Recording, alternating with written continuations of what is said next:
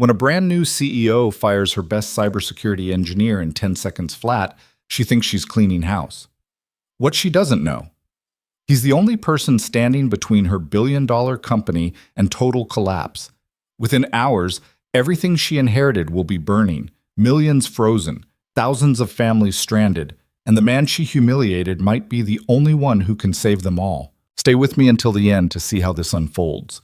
Hit that like button and drop a comment with your city so I can see how far this story travels.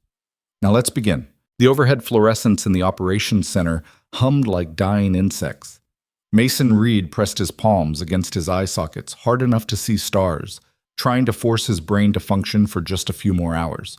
The coffee had stopped working somewhere around 3 a.m. The energy drinks did nothing but make his hands shake.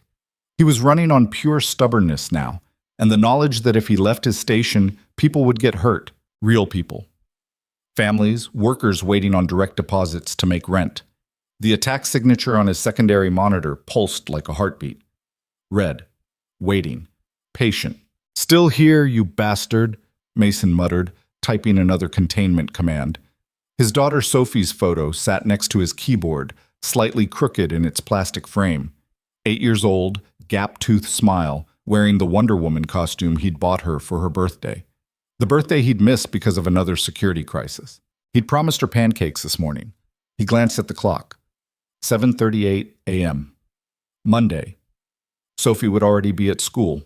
Mrs. Chen from 4B had picked her up again, third time this month.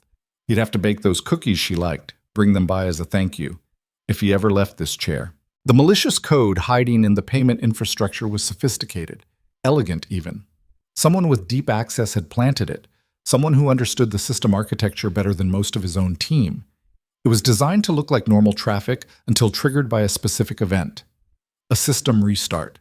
Mason had spent 47 hours tracking it down, isolating it, building containment protocols that kept it dormant without alerting whoever had planted it.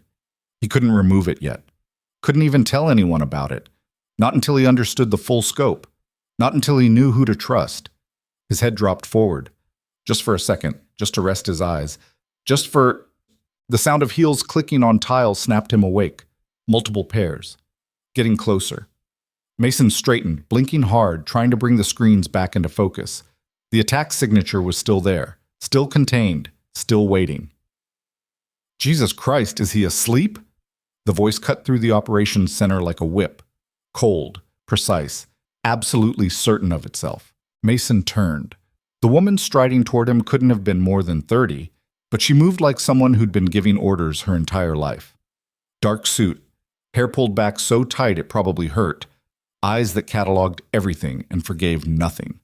Behind her, the entire morning shift of the operations team had suddenly found reasons to be very interested in their own workstations.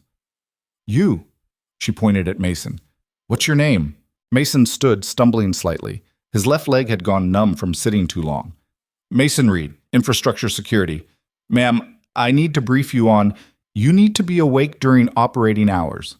She looked at his desk, the coffee cups, the energy drink cans, the crumpled food wrappers. Her lip curled slightly. "How long have you been here?" "There's a situation. I asked you a question." Her voice didn't rise, didn't need to. "How long have you been at this desk?" Mason felt the room watching him. 47 hours sounded insane when you said it out loud.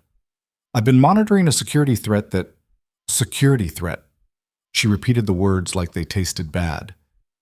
"And you're handling it by falling asleep at your station?" "Ma'am, if you'll let me explain..." "Explain what? That you think the rules don't apply to you?" She stepped closer. Mason could smell her perfume, something expensive, something that probably cost more than his rent. "Do you know who I am?" Mason glanced at the operations team. A few of them looked away quickly. "No, ma'am. Evelyn Carter. I'm the new CEO as of this morning, and in my first hour, I find one of my senior engineers passed out at his desk surrounded by garbage." She gestured at his workspace like it was a crime scene. "Is this what leadership looks like at this company? Is this the standard?" Mason's exhaustion crystallized into something sharp. The standard is keeping the payment network online. The standard is making sure 4 million customers wake up with their money where it's supposed to be. That's what I've been doing. By sleeping? By working. Mason heard his voice rising and didn't care anymore. Ma'am, I understand this looks bad, but there's something you need to know about the system. What I need to know is whether my employees are competent. Evelyn turned to address the entire room. Everyone was watching now, not even pretending to work. Let me be clear about my expectations.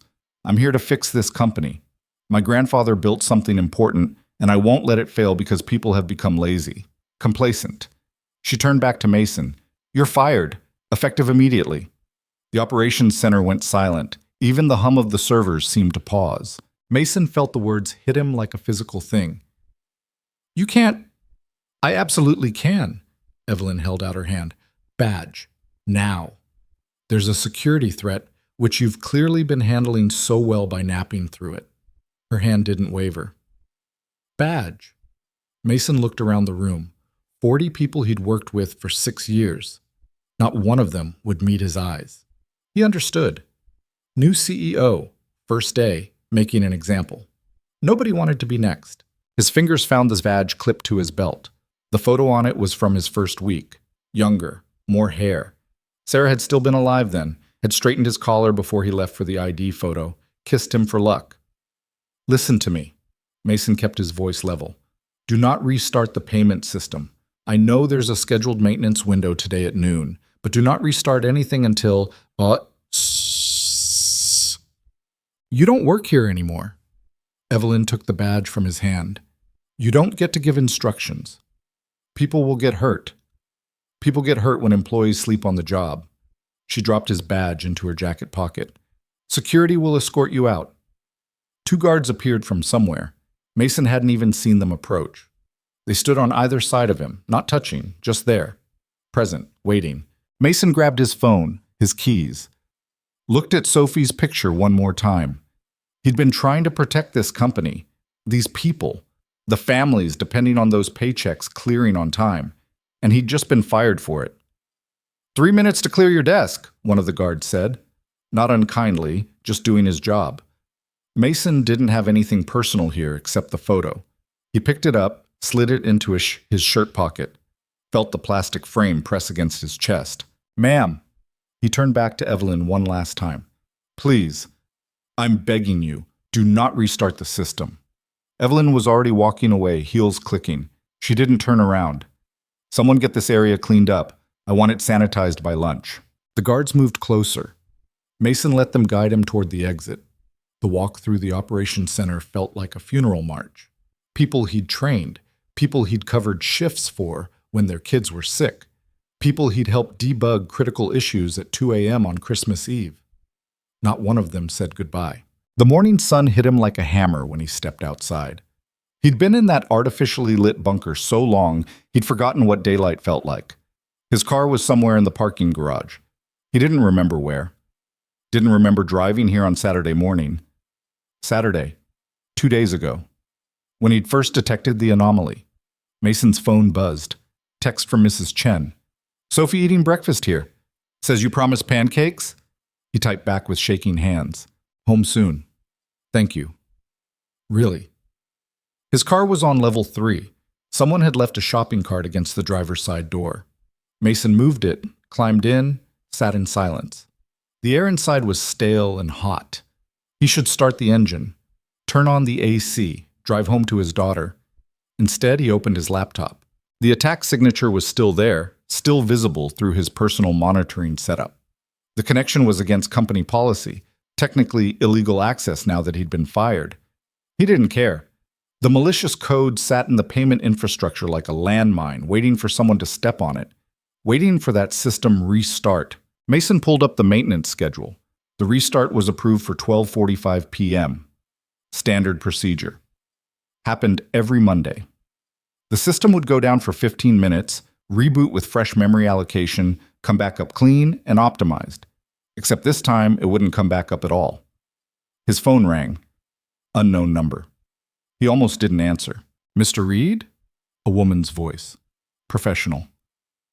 This is Jennifer from HR. I need to schedule an exit interview and discuss your final paycheck. Are you available this afternoon? No.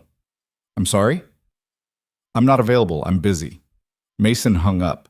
The HR call meant it was real, official. He'd actually been fired. After 6 years of 60-hour weeks and missed birthdays and dinners, eaten cold at his desk, he'd been dismissed in front of everyone like he was nothing. Like the work didn't matter. Like the people he'd protected didn't matter. Mason's hands tightened on the steering wheel. Fine. They wanted to do this without him. They could live with the consequences. He started the car and drove home. Pasek. The apartment was exactly how he'd left it Saturday morning. Sophie's cereal bowl still in the sink, her backpack by the door, forgotten because she'd slept at Mrs. Chen's while he worked. The living room curtains drawn because he hadn't been home to open them.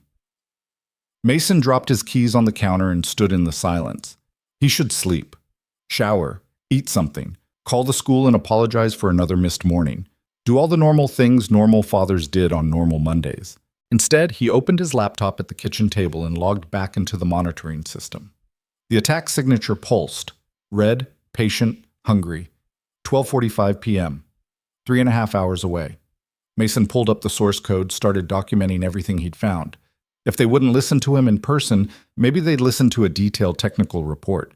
He had screenshots, logs, trace data, proof that someone inside the company had compromised the system. His fingers flew across the keyboard.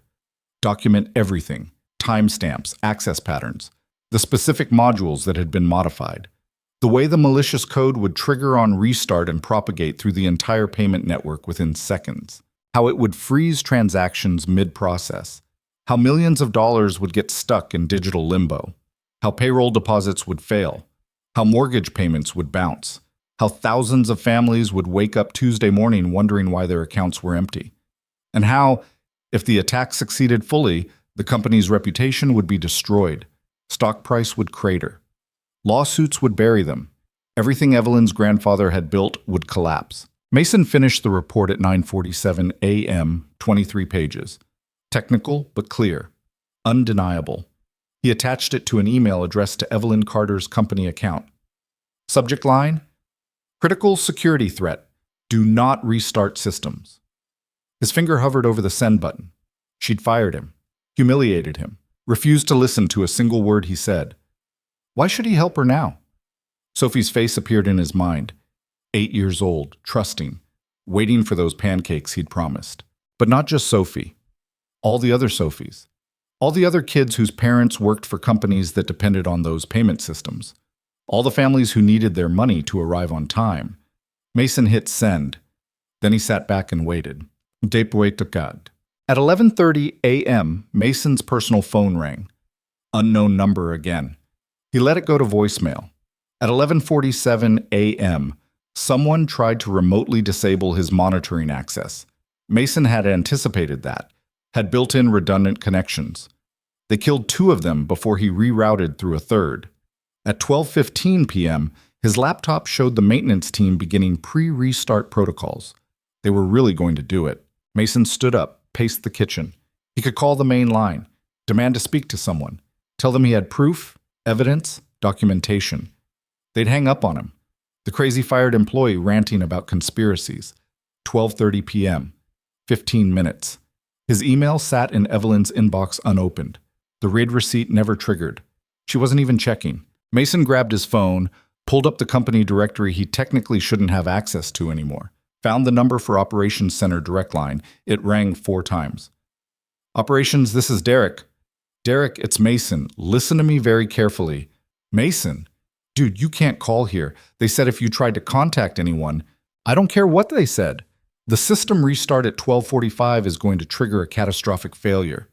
There's malicious code in the payment infrastructure. You need to abort the maintenance window. Silence. Derek? Mason, I can't. The new CEO personally approved it this morning. She's watching the whole thing from the executive observation deck.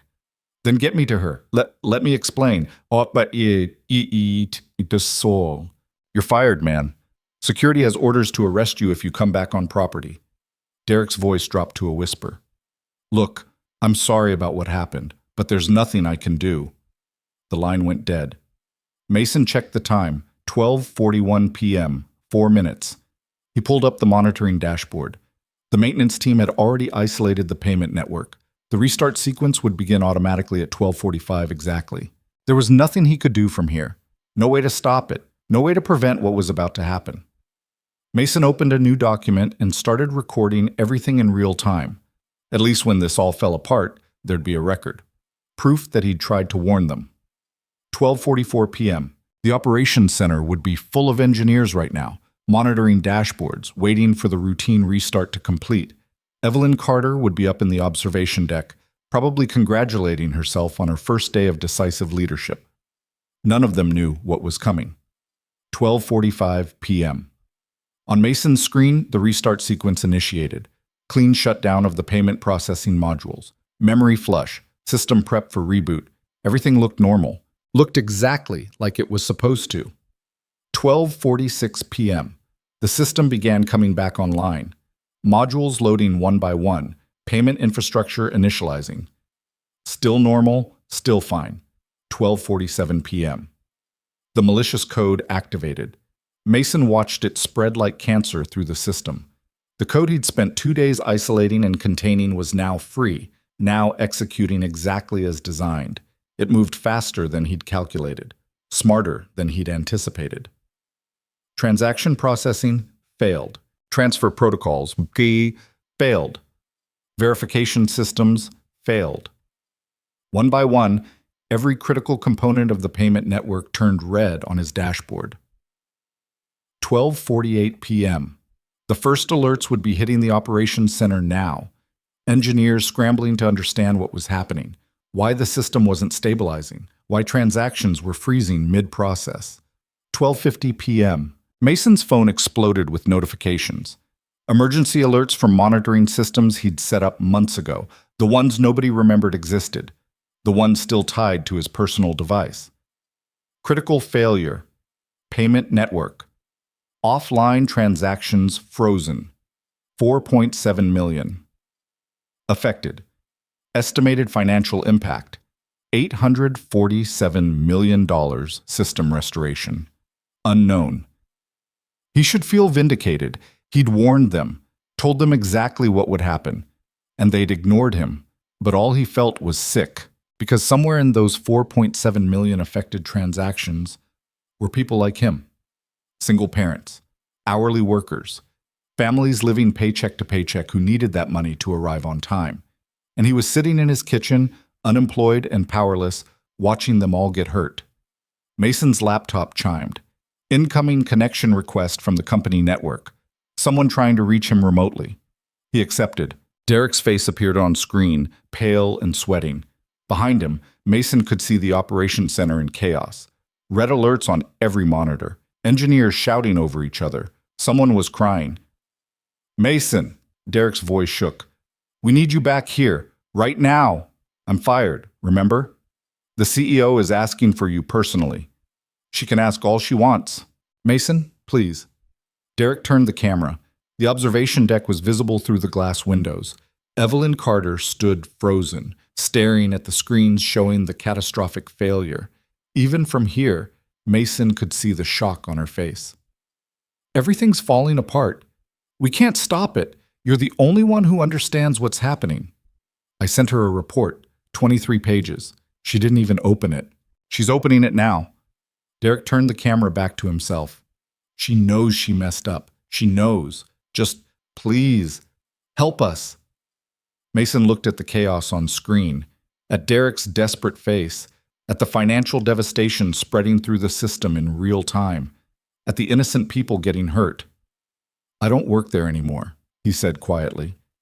Then he closed the laptop and went to make his daughter pancakes. Came back. Sophie came home at 3:45 p.m., deposited by Mrs. Chen's cheerful wave from the doorway. She dropped her backpack with a thud and threw herself at Mason's legs. You're here! You're actually here!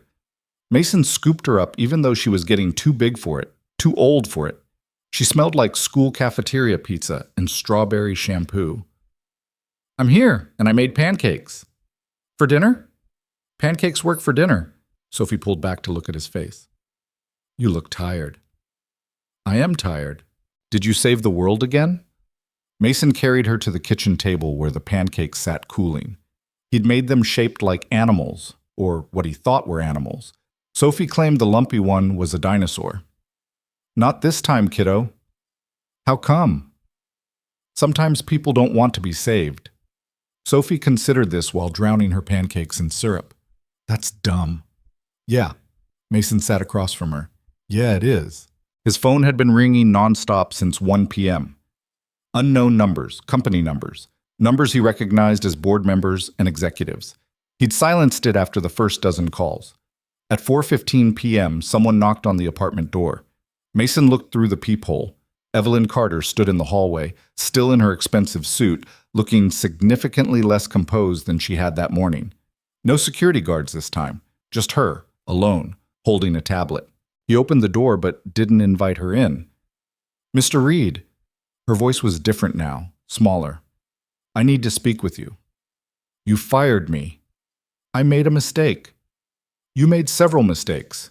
Mason kept his body blocking the doorway. You're standing in one of the biggest ones right now.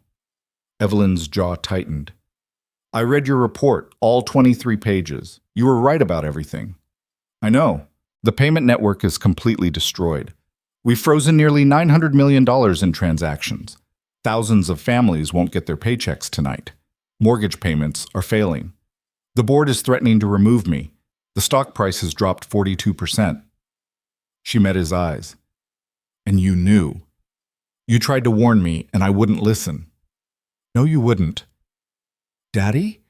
Sophie appeared behind him, syrup on her chin. Who's that? Evelyn's gaze shifted past Mason to the little girl, then around him to the small apartment beyond.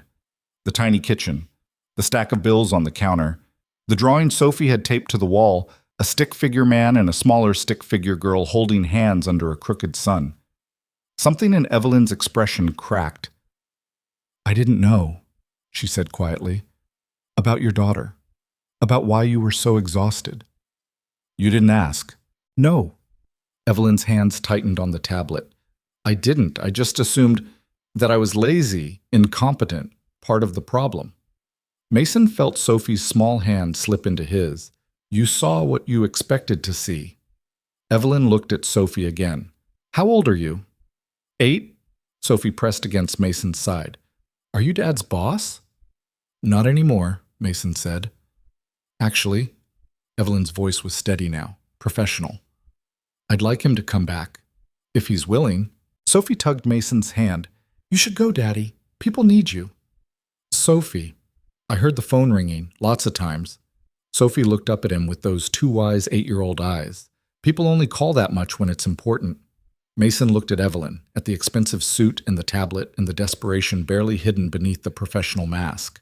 Then he looked down at his daughter, at her syrup-sticky face and her absolute faith that her father could fix anything.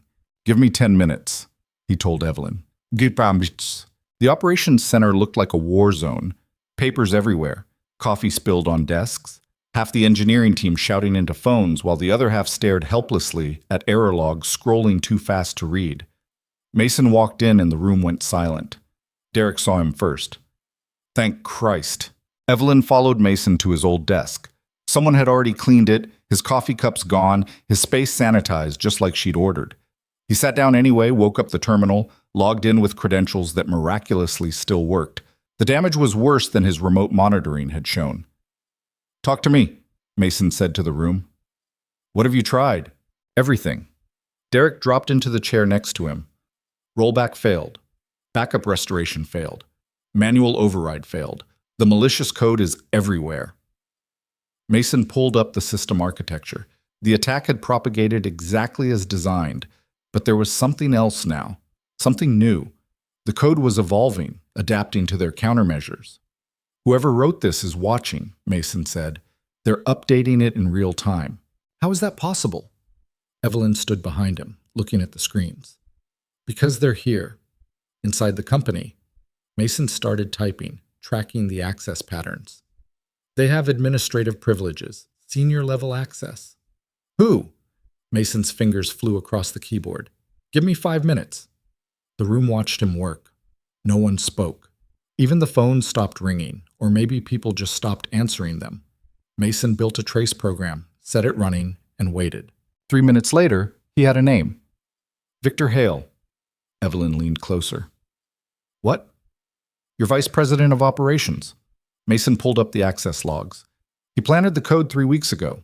He's been maintaining it, updating it, and he's accessed the system 17 times since the restart, modifying the attack pattern to counter everything we've tried. That's impossible. Victor's been with the company for 15 years. He worked directly under my grandfather. He's been working against you since the day you were named CEO. Mason showed her the timestamps. Look, every modification happened within minutes of our countermeasures. He's watching everything we do and adapting. Evelyn stared at the screen. Mason watched emotions cross her face. Disbelief, anger, betrayal. Then something harder, colder. Can you stop it? She asked. If he's still actively controlling the attack? No. Every time I build a solution, he'll just change the parameters. Mason leaned back. But if we cut off his access, I'll handle that. Evelyn pulled out her phone. How long do you need? Mason looked at the destroyed payment infrastructure, at the frozen transactions, at the millions of dollars trapped in digital limbo. 4 hours. Maybe 6. If I can work without interruption, you'll have it. Evelyn was already typing. Derek, clear the operations center. Everyone out except Mason and essential support staff. No one in or out without my direct authorization. What about Victor? I'll deal with Victor personally. She looked at Mason. Fix this. Whatever you need, you have it. Mason nodded and turned back to his screens. Behind him, he heard Evelyn's heels clicking away, heard Derek start clearing the room, heard the chaos dim to something manageable. And then he went to work. The code was beautiful in a terrible way, elegant, sophisticated, written by someone who understood the payment infrastructure at a fundamental level, someone who'd helped build it. Mason had to respect that, even as he tore it apart. He worked in layers, isolating infected modules one at a time. The malicious code fought back, literally. Adaptive algorithms that tried to predict his moves, redundant triggers that activated when he neutralized the primary ones. Fail-safes built on top of fail-safes. Victor had spent weeks on this, maybe months, planning every detail, every contingency. But Victor had one weakness. He was arrogant. The code was too complex, too clever. Victor had built in so many layers of protection that the whole thing had become fragile. One wrong move would collapse it, but one right move would too. Mason just had to find the right move. 2 hours in, Derek brought him coffee. Real coffee, not the break room sludge. How's it looking? Like someone tried to build a house of cards in a hurricane. Mason didn't look away from the screen. But I'm getting there. At hour 3, Evelyn returned. Her suit jacket was gone, hair slightly disheveled. She looked like she'd been through something difficult. Victor's in custody, she said. Security has him in a conference room. He's not talking, but we pulled his access credentials. Good. Mason highlighted a section of code. Watch this. He executed the command. On screen, a cluster of infected modules suddenly went dormant. You got it? Not yet. That was just one layer. Mason was already moving to the next section. But without Victor actively defending it, I can work faster. Evelyn pulled up a chair. What can I do? Tell me about your grandfather. She blinked. What? You said Victor worked with him for 15 years. Tell me about their relationship. Evelyn was quiet for a moment. They were close. Victor was like a son to him, especially after my father died. When grandfather got sick, he told me Victor would help me learn the business. Her voice went hard. Guess he had other plans. Mason nodded, still typing. Victor expected to be named CEO. The board chose me, and Victor decided to make you fail. Mason pulled up the attack timeline. Look at when he planted the code, 3 days after your appointment was announced. He's been planning this from the beginning. To destroy the company my grandfather built? To destroy your credibility. Then swoop in as the savior when you failed. Mason showed her hidden code comments, notes Victor had left for himself. He has investors lined up. They're planning to buy the company cheap when the stock crashes, install him as CEO, and profit when it recovers. Evelyn read the notes. Her hands were shaking. He was going to let thousands of people suffer just to get what he wanted. Yeah, Mason thought about Sophie, about all the families waiting for their money. Some people will do anything for power. Hour 4. Mason broke through to the core infection, the root code that everything else branched from. He stared at it, understanding finally how Victor had designed the whole thing. It's a cascade algorithm, he said. Each infected module triggers the next.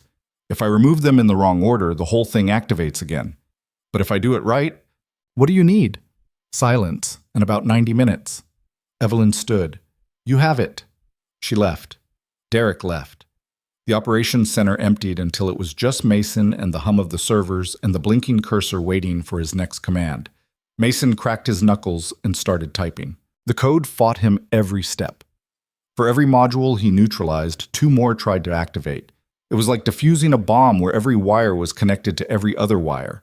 One wrong cut and everything exploded. But Mason had spent 47 hours studying this system. He knew every line of code, every dependency, every potential failure point. He knew it better than Victor did. Hour 5. 60% of the malicious code neutralized. Hour 6. 85%. At hour 7, Mason isolated the final infected module, the core algorithm, the heart of everything Victor had built. His finger hovered over the execute key. If he was wrong, the whole payment network would collapse permanently. Hundreds of millions of dollars lost forever. The company destroyed. Thousands of jobs gone. If he was right, everything would come back online. Mason thought about Sophie waiting at home, about her absolute faith that her father could fix anything, about all the other kids who needed their parents' paychecks to arrive tomorrow morning. He pressed the key. For 3 seconds, nothing happened. Then, one by one, the red alerts turned green. Transaction processing, online transfer protocols, online verification systems, online. Derek's voice cracked through the silence. Mason, are you seeing this? Mason pulled up the payment queue.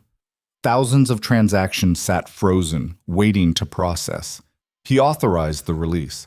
Like water breaking through a dam, money started moving again, direct deposits cleared, transfers completed. The entire payment network, paralyzed for 7 hours, suddenly roared back to life. We're back, Derek said, and Mason could hear him grinning. We're actually back, Mason. You did it.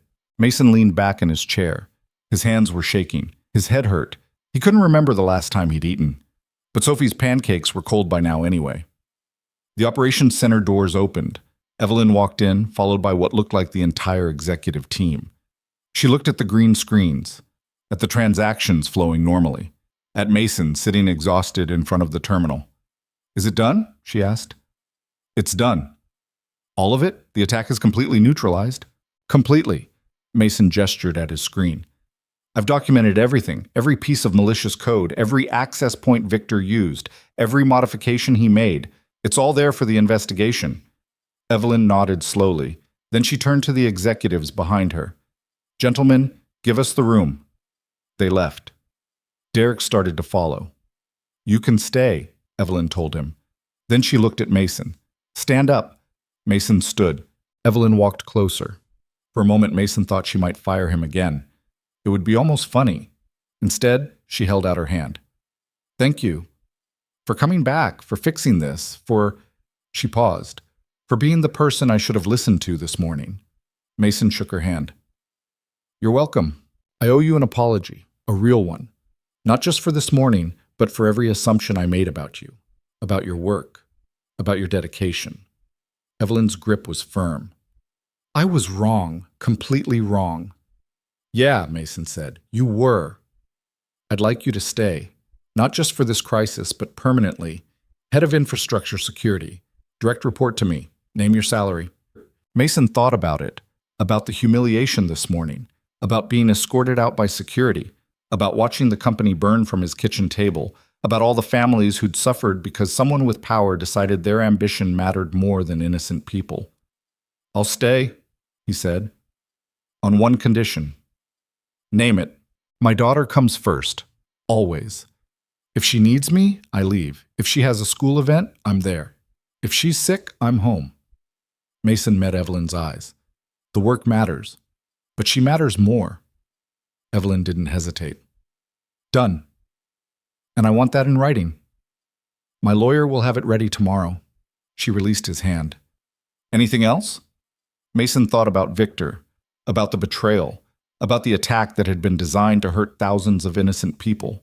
Yeah, he said. I want to know why. They kept Victor in conference room 7B, 2 security guards outside, legal counsel inside. When Mason and Evelyn entered, Victor looked up from where he sat, hands folded calmly on the table. Mason, Victor smiled. The hero returns. I should have known you'd figure it out. Why? Mason didn't sit. Why hurt all those people? The families waiting for their paychecks? The workers who needed that money? Why? Because they're irrelevant. Victor leaned back. Resources to be managed, variables in an equation. The company would have survived. The money would have been recovered eventually. But Evelyn would have been exposed as incompetent, and I would have taken over, Evelyn finished, with your investors, the ones promising to make you rich if you could just get me out of the way. Victor's smile widened. You were never supposed to be CEO. Your grandfather knew that. He was grooming me for years. Then he got sentimental at the end, decided bloodline mattered more than competence. He looked at Evelyn with something close to pity. You're not qualified for this. You're playing at leadership while people who actually understand this business have to watch you fumble. People like you? People like me. Victor stood. The guards tensed, but he just buttoned his suit jacket. I built this payment infrastructure. I know every line of code. I trained half the engineers in this building, including your hero here. He nodded at Mason. Without me, this company would have collapsed years ago. With you, it almost collapsed today, Mason said. A temporary setback. The market would have recovered. The stock would have rebounded. Victor shrugged. And I would have been positioned to lead the company into its next chapter. Instead, he looked around the conference room. Instead, I'm here, and you're still CEO, for now. Evelyn's face was stone. Get him out of here. The guards moved in. Victor didn't resist, just smiled at Evelyn one last time. You won't last 6 months, he said. You don't have what it takes. Then they led him away. Mason and Evelyn stood in the empty conference room. He's wrong, Mason said quietly. Is he? Evelyn sank into one of the chairs. I've been CEO for less than 12 hours, and I've already nearly destroyed everything. You made a mistake. I made several mistakes. You said so yourself. She looked up at him. I judged you without knowing anything about you. I fired you without listening. I approved a system restart despite your warning. Her voice cracked slightly. I almost let thousands of families suffer because I was too arrogant to admit I might be wrong. Mason sat across from her. You want to know what your grandfather told me when he hired me 6 years ago? Evelyn waited. He said the mark of a good leader isn't perfection. It's what you do after you mess up. Mason met her eyes. You messed up this morning. Bad. But when you realized it, you came to my apartment. You apologized. You brought me back. You gave me what I needed to fix it. That's leadership. That's basic human decency. In this business, Mason gestured at the building around them. That's rare. Evelyn was quiet for a long moment. When I saw your apartment, your daughter, those drawings on the wall, she shook her head. I realized I'd been seeing everyone here as just employees, resources, variables, like Victor said, not as people with lives and families and reasons for doing what they do. Yeah, that has to change. Yeah, Mason said again. It does. Evelyn stood, straightened her shoulders. Then let's change it. Mason got home at 11:47 p.m. Sophie was asleep on the couch, Mrs. Chen dozing in the armchair. He paid her double what he usually did. She tried to refuse, but he insisted, and thanked her again. Locked the door behind her, carried Sophie to her bed. She woke up halfway there. Did you fix it? I fixed it. I knew you would. She was asleep again before he finished tucking her in. Mason stood in her doorway for a while, just watching her breathe. 8 years old, half her life without her mother. Growing up with a father who was always exhausted, always working, always trying to save people who didn't even know they needed saving. She deserved better. Maybe now, with Evelyn's written guarantee, she'd get it. Mason's phone buzzed. Text from Derek. News outlets calling. Stock recovered 28% in after-hours trading. Board meeting tomorrow to discuss Victor's arrest. You're being called a hero, Mason typed back. I'm just a dad who knows how to code. He deleted it, tried again. Tell them someone finally listened. Better. He hit send, then turned off his phone completely. Tomorrow he'd deal with interviews and board meetings and whatever came next. Tomorrow he'd start his new job with his new title and his new direct report to the CEO status. Tomorrow would be complicated. But tonight, he was just a father standing in his daughter's doorway, watching her sleep peacefully, knowing that tomorrow morning 4 million people would wake up with their money where it was supposed to be. And that was enough. The morning after saving the company felt exactly like every other morning. Sophie's alarm went off at 6:30. Mason dragged himself out of bed, made toast that burned on one side, helped her find her left shoe under the couch, and drove her to school in rush hour traffic that made them 3 minutes late. Love you, Dad, Sophie said, already halfway out of the car. Love you too. Remember, I'm picking you up today. She stopped, turned back. Really? Really, I promised, didn't I? Sophie's smile could have powered the entire city. Then she was gone, backpack bouncing, running to catch up with her friends. Mason sat in the school drop-off lane, watching her disappear through the double doors. He'd missed 12 pickups this semester. 12 times Mrs. Chen had stepped in.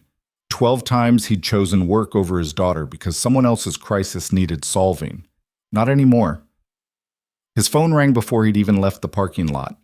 Evelyn's office. Mr. Reed, the CEO would like you in her office at 9 for the board presentation. Mason checked the dashboard clock. 7:52. I'll be there. Traffic was worse going back.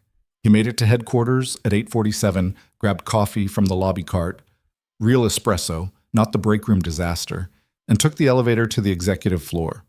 He'd only been up here twice before. Once for his initial interview 6 years ago. Once when they told him Sarah's life insurance policy through the company would cover her funeral. The elevator doors opened to glass walls and expensive furniture. A receptionist he'd never seen before looked up from her desk. Mason Reed, I have a meeting with... She's expecting you. Third door on the right. Evelyn's office was bigger than his entire apartment. Floor-to-ceiling windows overlooking the city. A desk that probably cost more than his car. Photographs on the walls. Her grandfather shaking hands with politicians, cutting ribbons, accepting awards. Evelyn stood by the windows, still in that same style of severe suit. She turned when he entered. You look better, she said. I slept. Mason set his coffee on the conference table. What's this about? The board wants a full briefing on yesterday's attack, Victor's arrest, the recovery. She gestured at a stack of folders. Legal needs your statement. PR wants to issue a press release. The FBI called at 6 this morning. FBI? Corporate sabotage. Financial crimes. They're building a case against Victor and his investors. Evelyn sat down, gestured for Mason to do the same. This is going to be complicated. Mason thought about Sophie's smile in the drop-off lane, about the promise he'd made. How complicated? Depositions, testimony, congressional inquiries possibly. Evelyn opened one of the folders. The attack froze payments to 412 other companies. Some of them are preparing lawsuits. Others want testimony about our security failures. Our security didn't fail. One person with administrative access sabotaged the system. Try explaining that to their lawyers. She slid the folder across to him. This is what we're facing. Mason flipped through the pages. Lawsuits, investigations, subpoenas, months of legal battles stretching into the future. I have a daughter, he said. I know. I pick her up from school today. That's non-negotiable. Understood. Evelyn pulled out another folder. Which is why I had legal draft this last night. The contract specified his salary, nearly triple what he'd been making before. Title, Chief Security Officer, reporting directly to the CEO. Standard benefits plus emergency childcare, flexible scheduling, and a clause that allowed him to work remotely when family needs required it. And at the bottom, in bold, employee retains right to prioritize family obligations above work requirements. Company acknowledges this priority and agrees to accommodate accordingly. Mason read it twice. You're serious? Completely. Evelyn pulled out a pen. Sign it, and it's official. Why? Because yesterday taught me something. She leaned back. I spent my whole life preparing to run this company. Business school. management training, leadership seminars. I thought I knew what it took to be CEO. She gestured at the photographs on the wall. My grandfather built something important. I was determined to prove I could protect it. So I almost destroyed it in my first 12 hours because I didn't understand the most basic thing about leadership. Evelyn met his eyes. The people who actually make this company work aren't the executives. They're not the board members or the investors or the people with impressive titles. They're the engineers pulling double shifts to keep the systems running. They're the single parents sacrificing sleep to protect strangers they'll never meet. They're you. Mason didn't say anything. I can't afford to lose people like you because I'm too rigid to accommodate their lives. Evelyn tapped the contract. So yes, I'm serious. Your daughter comes first, always. And if that means you miss a board meeting or leave early or work from home for a week, that's fine, because you're worth more to this company happy than miserable. Mason picked up the pen, signed his name, slid the contract back. Don't make me regret this, Evelyn said. Don't make me regret coming back. She almost smiled. Then the office door opened and a woman in her 50s walked in carrying a tablet and looking stressed. The board's assembled. They're ready for you. Thank you, Patricia. Evelyn stood. Mason, ready to meet the people who actually run this place? The boardroom was all dark wood and leather chairs. 12 people sat around a table that could have doubled as a landing strip. Mason recognized a few faces from news articles, industry veterans, former politicians, the kind of people who made decisions affecting millions of lives before breakfast. They all turned to look at him when he walked in. Gentlemen, ladies? Evelyn took her seat at the head of the table. This is Mason Reed, our new chief security officer. He's the person who saved the company yesterday. A woman at the far end leaned forward, silver hair, sharp eyes. The employee you fired? The same. Interesting management strategy. It was a mistake, Evelyn said flatly. One I've corrected. A man in his 60s cleared his throat. Ms. Carter, perhaps you could explain how an attack of this magnitude went undetected for 3 weeks? It didn't go undetected. Evelyn nodded at Mason. Mr. Reed identified the threat and attempted to warn management. We failed to listen. We? The silver-haired woman raised an eyebrow. Or you? Me, Evelyn said. I dismissed his warnings. I fired him during a critical security incident. I approved the system restart that triggered the attack. Those were my decisions. My failures. The room went quiet. Mason had been in enough corporate meetings to know this wasn't normal. CEOs didn't admit fault. They distributed blame, deflected responsibility, protected themselves first. However, Evelyn continued, those failures have been addressed. Mr. Reed has been reinstated with expanded authority. We've implemented new protocols requiring security approval before any major system changes, and we've begun a complete audit of all administrative access privileges. What about Victor Hale? A younger board member, maybe 40, looked at his notes. 15 years with the company. Direct report to the former CEO. How did we miss that he was planning corporate sabotage? Mason spoke for the first time. You didn't miss it. You just didn't want to see it. 12 faces turned to him. Explain, the silver-haired woman said. Victor had access to everything. He'd built most of the payment infrastructure himself. When your former CEO died, Victor expected to be promoted. Instead, you brought in Evelyn. Mason gestured at the room. How many of you voted against that decision? Silence.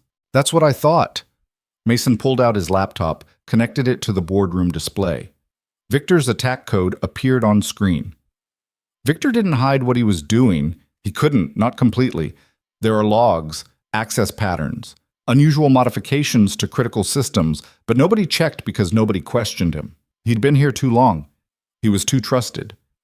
Are you suggesting we failed in our oversight duties? The 60-year-old man looked offended. I'm saying Victor was right about one thing. This company had become complacent. Mason pulled up more data. Look at these security audits. The last comprehensive one was 3 years ago. Your incident response plan hasn't been updated since 2019. Half your senior engineers are so overworked they're making basic mistakes. We've been profitable, someone protested. You've been lucky. Mason closed the laptop. Victor almost destroyed you because your systems were vulnerable and your culture didn't reward people for pointing out problems. That's not about one bad actor. That's institutional failure. The boardroom erupted. 3 people started talking at once. Someone demanded to know who Mason thought he was. Someone else wanted to know why they were being lectured by an employee who'd been fired yesterday. Evelyn's voice cut through the noise. Because he's right. Everyone stopped. My grandfather built this company on innovation and integrity. Somewhere along the way, we lost both. Evelyn stood. We became focused on quarterly earnings and stock prices. We stopped investing in our people. We stopped listening to warnings. We created an environment where someone like Victor could sabotage us from the inside and nobody noticed until it was too late. So what do you propose? The silver-haired woman asked. A complete overhaul. Security, culture, management practices. Evelyn looked at Mason. Starting with the people who actually know what they're doing. The meeting lasted 3 more hours. Mason answered questions about the attack, the recovery, the vulnerabilities that still existed. Some board members were hostile. Others were genuinely interested. A few looked like they wanted to be anywhere else. When it finally ended, Mason's head was pounding. You did well, Evelyn said as they walked back to her office. I called them complacent. They are complacent. Someone needed to say it. She checked her phone, frowned. The FBI wants to meet this afternoon. Can you make it? Mason thought about Sophie. School ended at 3:15. What time? 2 o'clock. I'll be there, but I leave at 3 no matter what. Understood. The FBI sent 2 agents. A man in his 40s who introduced himself as Special Agent Torres and a younger woman named Agent Kim. They set up in a conference room with recording equipment and asked the same questions Mason had already answered 6 times. Walk us through how you discovered the attack, Torres said. Mason explained the anomaly detection, the pattern analysis, the 47 hours of investigation. Agent Kim took notes. Torres just listened, occasionally asking for clarification. And you documented everything? Torres asked. Everything. Logs, screenshots, code samples. It's all time-stamped and backed up. We'll need copies of those files. Mason hesitated. Some of that information is proprietary. Some of that information is evidence in a federal investigation. Torres leaned forward. Victor Hale didn't just attack your company. Those frozen transactions affected federal agencies, Social Security payments, veterans benefits. You triggered a national security incident. I didn't trigger anything. I tried to stop it. Semantics. Torres pulled out a document. This is a subpoena for all records related to the attack. You can comply voluntarily or we can make it official. Mason took the document, read it, handed it to Evelyn, who'd been sitting quietly in the corner. Give them what they need, she said. It's going to take time to compile everything. How much time? Agent Kim asked. Mason checked his watch. 2:47. Not today. I have somewhere to be. Torres raised an eyebrow. Mr. Reed, this is a federal investigation. And I have a daughter to pick up from school. Mason stood. I'll have the files ready tomorrow morning. Mr. Reed, tomorrow. Mason headed for the door. You want to arrest me for being a responsible parent? Go ahead. Otherwise, we're done here. He didn't wait for a response. Sophie was waiting by the flagpole when Mason pulled up at 3:14. She climbed in, threw her backpack in the back seat, and grinned at him. You actually came. I promised, didn't I? Yeah, but you promised lots of things. No judgment in her voice, just fact. Mason felt that like a knife. I know. I'm going to get better at keeping them. Mrs. Chen says you're a hero. Mrs. Chen watches too much news. She says you saved millions of people. Sophie buckled her seatbelt. Did you? Mason pulled out of the school parking lot. I fixed a computer problem, that's all. That's not what the news says. Since when do you watch the news? Since your face was on it this morning.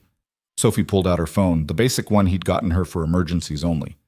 You're trending on Twitter. I don't want to know.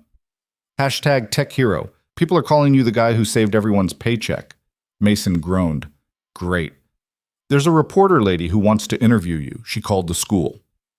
What? Mason nearly ran a red light. They called the school? Yeah, Mrs. Patterson, the principal. She told them to stop bothering you, but she said you might want to call them back because they're not going away. Mason's hands tightened on the wheel. This was exactly what he didn't want. Attention, cameras, his private life becoming public property. Can we get ice cream? Sophie asked. What? Ice cream. You said we'd go for ice cream when you picked me up. Mason couldn't remember saying that, but if Sophie said he had, he probably had. Yeah, ice cream sounds good. They went to the place on 5th Street that made everything from scratch. Sophie got chocolate chip cookie dough. Mason got black coffee because the idea of eating anything made his stomach hurt. They sat outside at a metal table, watching people walk by. Sophie swung her legs and ate her ice cream with the focused intensity only 8-year-olds could manage. Dad? Yeah? Are you going to be famous now? Mason thought about the FBI agents, the board meeting, the reporters calling Sophie's school. I hope not. But you did something important. I did my job. Mrs. Chen says doing your job when it's hard is what makes someone a hero. Mason looked at his daughter. When had she gotten so smart? Mrs. Chen is a very wise person. She also says you need to eat more. You're too skinny. I eat. Not real food, just coffee and those protein bar things. Sophie pointed her spoon at him. You're supposed to set a good example. You sound like your mother. Sophie's face lit up. She didn't remember Sarah well. She'd only been 4 when the cancer took her, but she loved hearing about her. Tell me a mom story, she said. Which one? The pancake one. Mason had told this story 100 times, but Sophie never got tired of it. Your mom couldn't cook at all, burned everything she touched. But when she was pregnant with you, she got it in her head that she needed to learn how to make pancakes. Because she was craving them. So she bought all the ingredients, followed the recipe exactly, and somehow created something that was burned on the outside and raw in the middle. Sophie giggled. What did you do? I ate them, every bite. Told her they were delicious. Even though they were gross? Even though they were terrible. Mason smiled at the memory. And then she cried because she knew I was lying, and then we both laughed, and then we ordered pancakes from the diner and ate them in bed at midnight. Sophie finished her ice cream, scraping the last bits from the cup. I wish I remembered her better. Me too, kiddo.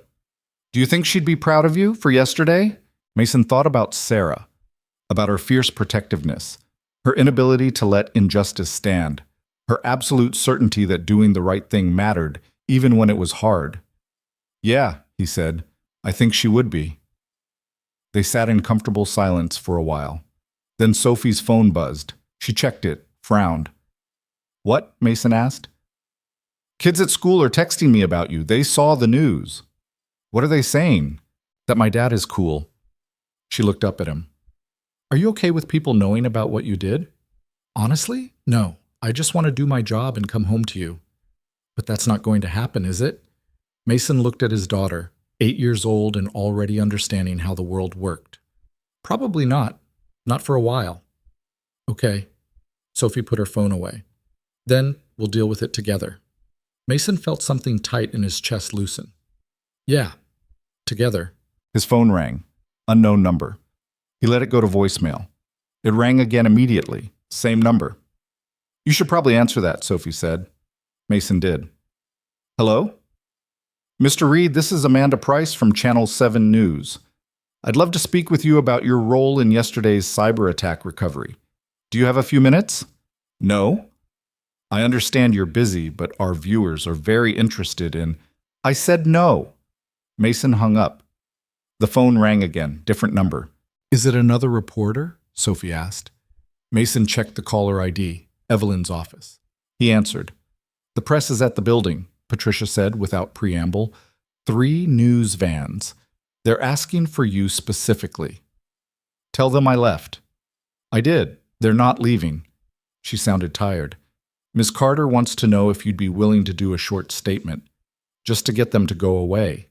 Mason looked at Sophie, at the ice cream shop, at the normal afternoon he'd promised himself. Tomorrow, he said. I'll do it tomorrow. They're pretty insistent. Tomorrow. Mason ended the call. Sophie was watching him carefully. You okay? Yeah, just... Mason rubbed his face. This is going to be weird for a while. Weirder than when Mom died and everyone at school looked at me like I was going to break? Mason winced. Maybe not that weird. Then we'll be fine. Sophie stood, threw her cup in the trash. Can we go home? I have homework. You have homework and you wanted ice cream first? Priorities, Dad. Mason laughed despite everything. You're definitely your mother's daughter. They drove home through traffic that was somehow worse than the morning. Mason's phone rang 6 more times. He ignored all of them. When they got to the apartment, there was a reporter waiting by the door. Mr. Reed, just a few questions about... No comment. Mason put himself between the reporter and Sophie, unlocked the door, got them both inside. Dad, that was kind of rude, Sophie said. That was necessary. Mason locked the door, then checked that all the windows were closed. These people don't care about us. They care about the story. But you did something good. Why can't you just tell them that? Because the minute I start talking to them, they own the narrative. They'll twist what I say. They'll dig into our lives. They'll turn yesterday into something it wasn't. Sophie dropped her backpack by the couch. What was it then? A crisis that got fixed. By you. By me doing my job. Mason went to the kitchen, started pulling out ingredients for dinner. Real dinner, not the frozen meals he usually relied on. That's all it was. Sophie didn't argue, but Mason could feel her disapproval. She disappeared into her room to do homework. Mason cooked chicken and vegetables, something Sarah used to make that he'd never quite gotten right. It came out dry, but Sophie ate it without complaint. After dinner, Sophie did math worksheets at the kitchen table while Mason sat with his laptop, trying to compile the files the FBI had requested. 3 weeks of data, thousands of log entries, code samples that would need to be sanitized to remove proprietary information before he could hand them over. Dad? Sophie looked up from her homework. What's a polynomial? Mason explained. Helped her work through 2 problems. Went back to his files. His phone rang again. This time it was Derek. Tell me you're not watching the news, Derek said. I'm not watching the news. Good. Don't. Derek sounded stressed. They're running your employee photo, the one from 6 years ago. So? So you look like you're 12 in that photo. Combined with the single dad angle, they're making you into this tragic hero figure. It's getting weird. Mason closed his eyes. How weird? There's a Facebook group dedicated to you. Twitter hashtags. Someone started a GoFundMe to buy you a new car. I don't need a new car. They don't care. They want to help the poor, exhausted, single father who saved everyone's money. Derek paused. Evelyn wants to do damage control. PR is suggesting a press conference tomorrow. Controlled environment. You make a statement, answer a few questions, then we move on. I don't want to do a press conference. I know. But they're not going away until you give them something. Derek's voice softened. Look, I get it. You're private. You don't want attention, but you're in it now whether you like it or not. Might as well control the narrative before it controls you. Mason looked at Sophie, bent over her math homework, completely focused. This was his life. His daughter. His small apartment with its stack of bills and its drawings taped to the wall. He didn't want cameras in here. Didn't want strangers analyzing his choices or judging his parenting or turning his grief into entertainment. I'll think about it, he said. That's all I'm asking. Derek hung up. Sophie finished her homework at 8:30. They watched half an hour of a cooking competition show, her current obsession, and then Mason sent her to brush her teeth and get ready for bed. When he went to tuck her in, she was already under the covers, holding the stuffed elephant Sarah had bought her in the hospital. Love you, kiddo, Mason said, kissing her forehead. Love you too. Sophie grabbed his hand before he could leave. Dad? Are you scared? Of what? Everything changing. Because of yesterday. Mason sat on the edge of her bed. A little, yeah. Me too. Sophie hugged the elephant tighter. What if people at school start treating me different? What if they only want to be my friend because you're on TV? Then they're not real friends. That's easy to say. You're right. It is. Mason brushed hair out of her face. But you're smart. You'll figure out who's genuine and who's not. What if I can't? Then you call me and I'll come get you. Anytime, even in the middle of the day. Sophie considered this. Promise? Promise. She settled deeper into the blankets. Okay.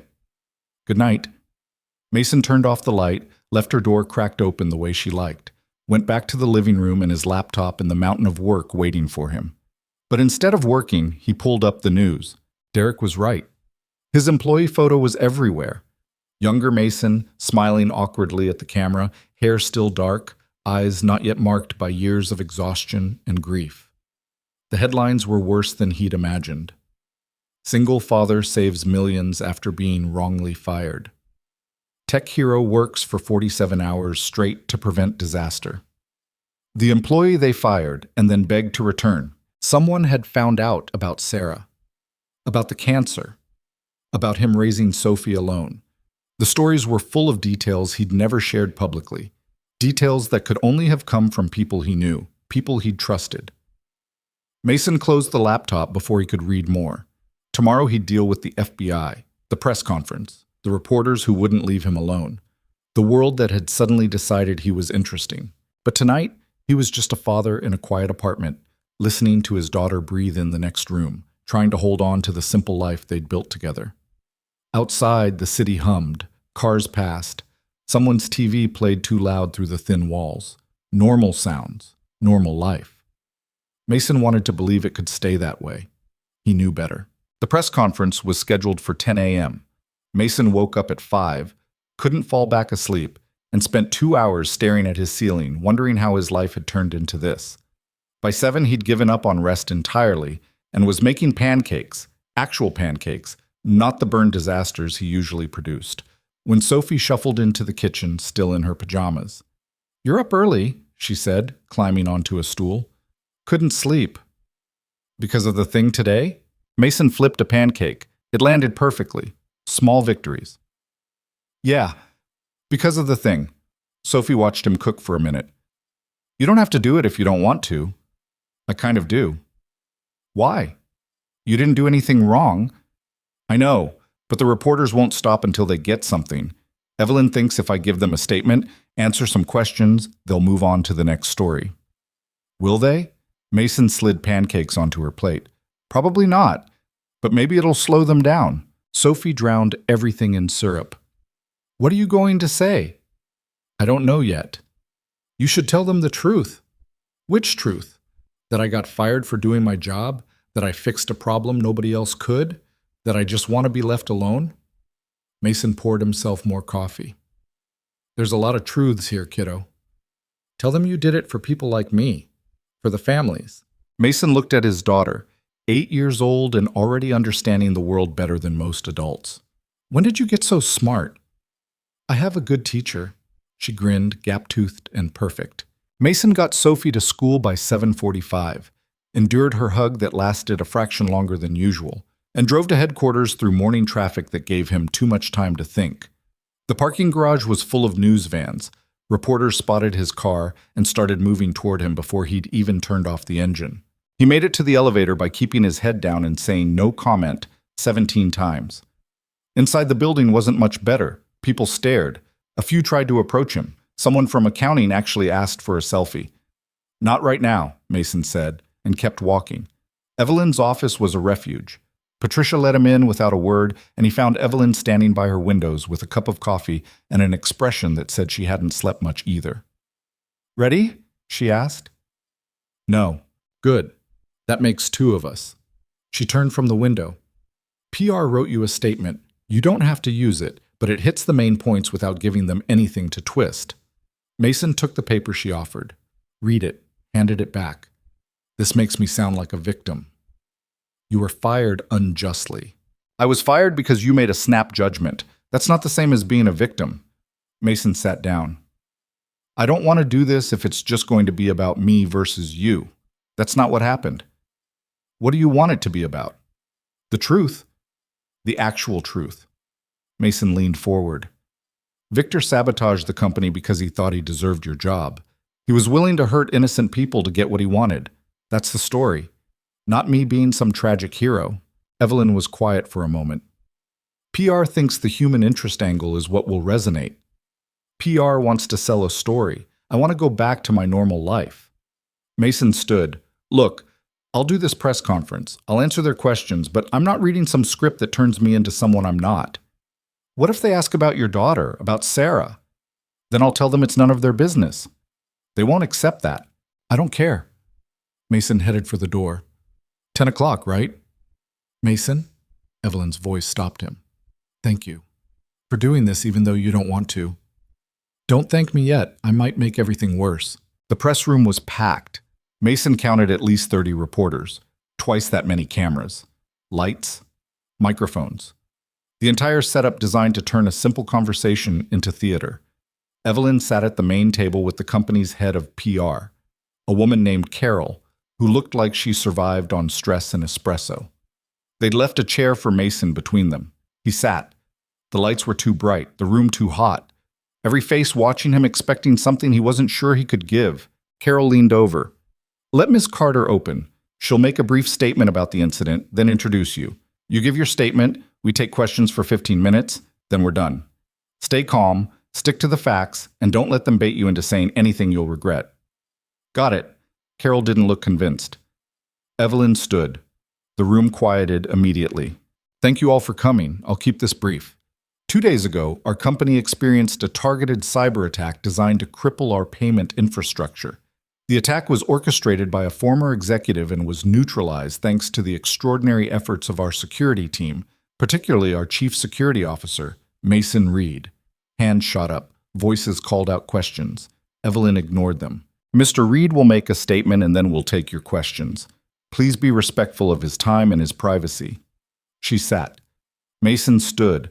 The room seemed to get hotter. He looked at the reporters, at the cameras, at all these people waiting to turn his life into content. My name is Mason Reed. I'm a security engineer. I'm also a single father raising an 8-year-old daughter. He hadn't planned to mention Sophie, but it came out anyway. 2 days ago, I identified a security threat to our payment infrastructure. I spent 47 hours trying to contain it and warn the right people. I was fired for my efforts. The room erupted. Carol looked like she might have a heart attack. Evelyn stayed perfectly still. Mason kept going. I was rehired after the attack succeeded, and the company realized they needed someone who actually understood what was happening. I fixed the problem. The system is secure. That's the story. Mr. Reed? A reporter in the front row stood. Is it true you were asleep at your desk when the CEO fired you? Yes. Why? Because I'd been working for 2 days straight trying to protect people I've never met from losing money they needed to survive. Another reporter. Do you hold Ms. Carter responsible for the attack's success? I hold Victor Hale responsible. He planted the malicious code. He sabotaged the company. Ms. Carter made a mistake in firing me, but the attack would have happened regardless. A mistake that cost the company nearly $1 billion? Mason looked at Evelyn. She met his eyes, nodded slightly. Permission to be honest. Yeah, Mason said. A mistake that cost a lot. But she owned it. She apologized. She brought me back and gave me what I needed to fix it. That's more than most executives would do. The questions came faster. How did he discover the attack? What made him suspect Victor? How did he manage to work for 47 hours? Where was his daughter during all this? Was he planning to sue the company? How much was his new salary? Did he blame Evelyn? Did he think she was qualified to be CEO? Mason answered what he could, deflected what he couldn't. When someone asked about Sarah, about how he managed single parenthood in a demanding job, he paused. My wife died 4 years ago, cancer. Since then, it's been me and my daughter figuring things out together. His voice stayed level, barely. That's all I'm going to say about my family. But Mr. Reed, our viewers would love to know how you balance. I said that's all. Mason looked at Carol. Are we done? We have 5 more minutes. I'm done. Mason stood. Mr. Reed, just a few more questions. Mason walked off the platform. Behind him, he heard Evelyn thanking everyone for coming, heard Carol trying to maintain control, heard the shouted questions following him out the door. He made it to the elevator before Evelyn caught up. That was not what we discussed, she said. I know. You basically told them I was incompetent. I told them you made a mistake. There's a difference. The elevator doors opened. Mason stepped in. You coming? Evelyn followed. The doors closed, giving them temporary privacy. PR is going to have a meltdown, she said. Probably. The board is going to want my head. Also probably. And you don't care. Mason looked at her. I care. But I'm not going to lie to make everyone comfortable. You screwed up. You admitted it. You fixed it. That's actually pretty rare in corporate America. If the board can't handle honesty, that's their problem. The elevator reached the executive floor. Evelyn didn't move to exit. My grandfather used to say something, she said quietly. He said the difference between a good leader and a great one is whether they can handle people telling them the truth. Sounds like a smart man. He was. Evelyn finally stepped out. He also would have liked you. You don't give a damn about politics or optics. You just do what's right. I don't know about that. I do. Evelyn headed toward her office. Take the rest of the day. You've earned it. Mason's phone was ringing before he made it back to his car. Derek. Then Patricia. Then a number he didn't recognize. He ignored all of them, drove to a coffee shop 3 blocks from Sophie's school, and sat in a corner booth with a laptop and the FBI files he still needed to finish compiling. The coffee shop was quiet. A few students typing papers. An elderly couple sharing a muffin. Nobody recognized him. Nobody cared that he existed. It was perfect. He worked for 3 hours, organizing logs and code samples, removing proprietary information while preserving the evidence the FBI needed. His phone buzzed constantly. He put it on silent and kept working. At 2:30, he packed up and drove to Sophie's school. Early, but he wanted to be there before the other parents. Wanted to avoid the questions and the stares and the inevitable conversations about that thing on the news. He was sitting in the pickup line when someone tapped on his window. Mrs. Chen, carrying reusable shopping bags and smiling like she knew a secret. Mason rolled down the window. "Hi. I saw you on TV," she said. "Very handsome, very serious." "Thanks, I think. All the ladies in my building are talking about you. They want to know if you're single." Mason felt his face heat. "Mrs. Chen." "What? You're young. You should meet someone." "I'm really not interested in dating right now. Your wife has been gone 4 years. You think she'd want you alone forever?" Mason didn't have an answer for that. Sarah probably wouldn't want him alone. She'd want him happy. But happy felt like a foreign concept these days. "I should go," Mrs. Chen said, patting his arm through the window. "But you think about it. Life is short. Don't waste it being lonely." She walked away before he could respond. Mason sat there feeling exposed and uncomfortable and weirdly touched that Mrs. Chen cared enough to be nosy. Sophie came out at 3:15 with her friend Emma. They were giggling about something, heads bent together. Then Emma saw Mason's car and her eyes went wide. "Is that your dad?" Emma's voice carried across the parking lot. "The one from the news?" Sophie's smile dimmed slightly. "Yeah. That's so cool. My mom says he's a hero. He's just my dad." But Emma was already running over, dragging Sophie with her. Mason got out of the car, tried to look friendly instead of tired. "Hi, Mr. Reed. I'm Emma, Sophie's best friend. Is it true you saved like 1 million people?" "More like 4 million, Mason said.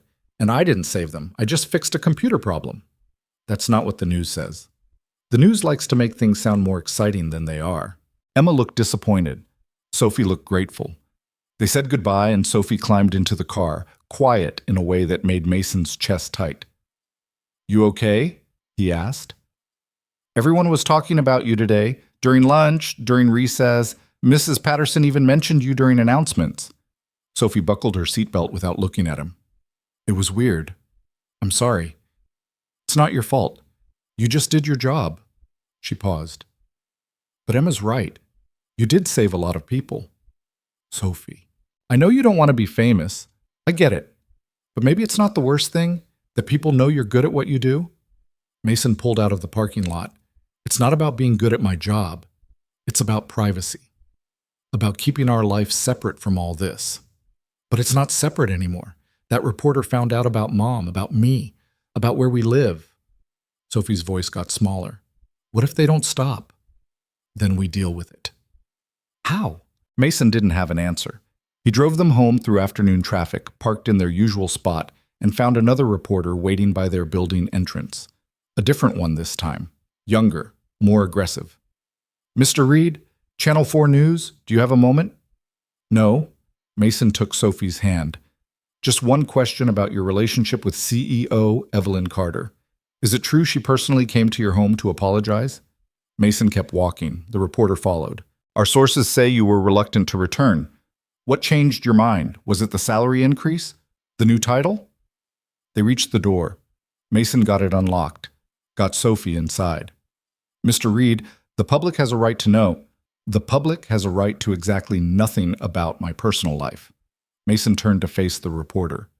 I did a press conference. I answered questions. That's all you're getting. But leave us alone, or I'll call the police and report you for harassment. Mason closed the door, locked it, stood there breathing hard while Sophie watched with wide eyes. That was kind of scary, she said. Yeah. Mason's hands were shaking. Yeah, it was. They ordered pizza for dinner. Mason tried to work but couldn't focus. His phone kept buzzing with messages from numbers he didn't know. Friend requests on social media he barely used. Emails from reporters, from random people offering advice, from someone claiming to be a lawyer who wanted to discuss opportunities. At 8 o'clock, Derek called. Mason almost didn't answer. You need to see this, Derek said without preamble. See what? Twitter. The press conference video is everywhere, and people are, well, they're on your side. Mason pulled up Twitter on his laptop. The video of him walking out of the press conference had been clipped, edited, set to music. The hashtag Mason Reed was trending. People were calling him authentic, brave, a real American hero standing up to corporate incompetence. This is not what I wanted, Mason said. I know, but it might actually help. How? The board was pissed about what you said, but public sentiment is so strongly in your favor that they can't touch you without looking like villains. Derek sounded almost amused. You accidentally made yourself untouchable. Great. That's exactly what I was going for. Mason, I know this sucks, but maybe there's an upside. You've got leverage now. You can push for real changes. Security improvements, better work-life balance policies, things that help everyone.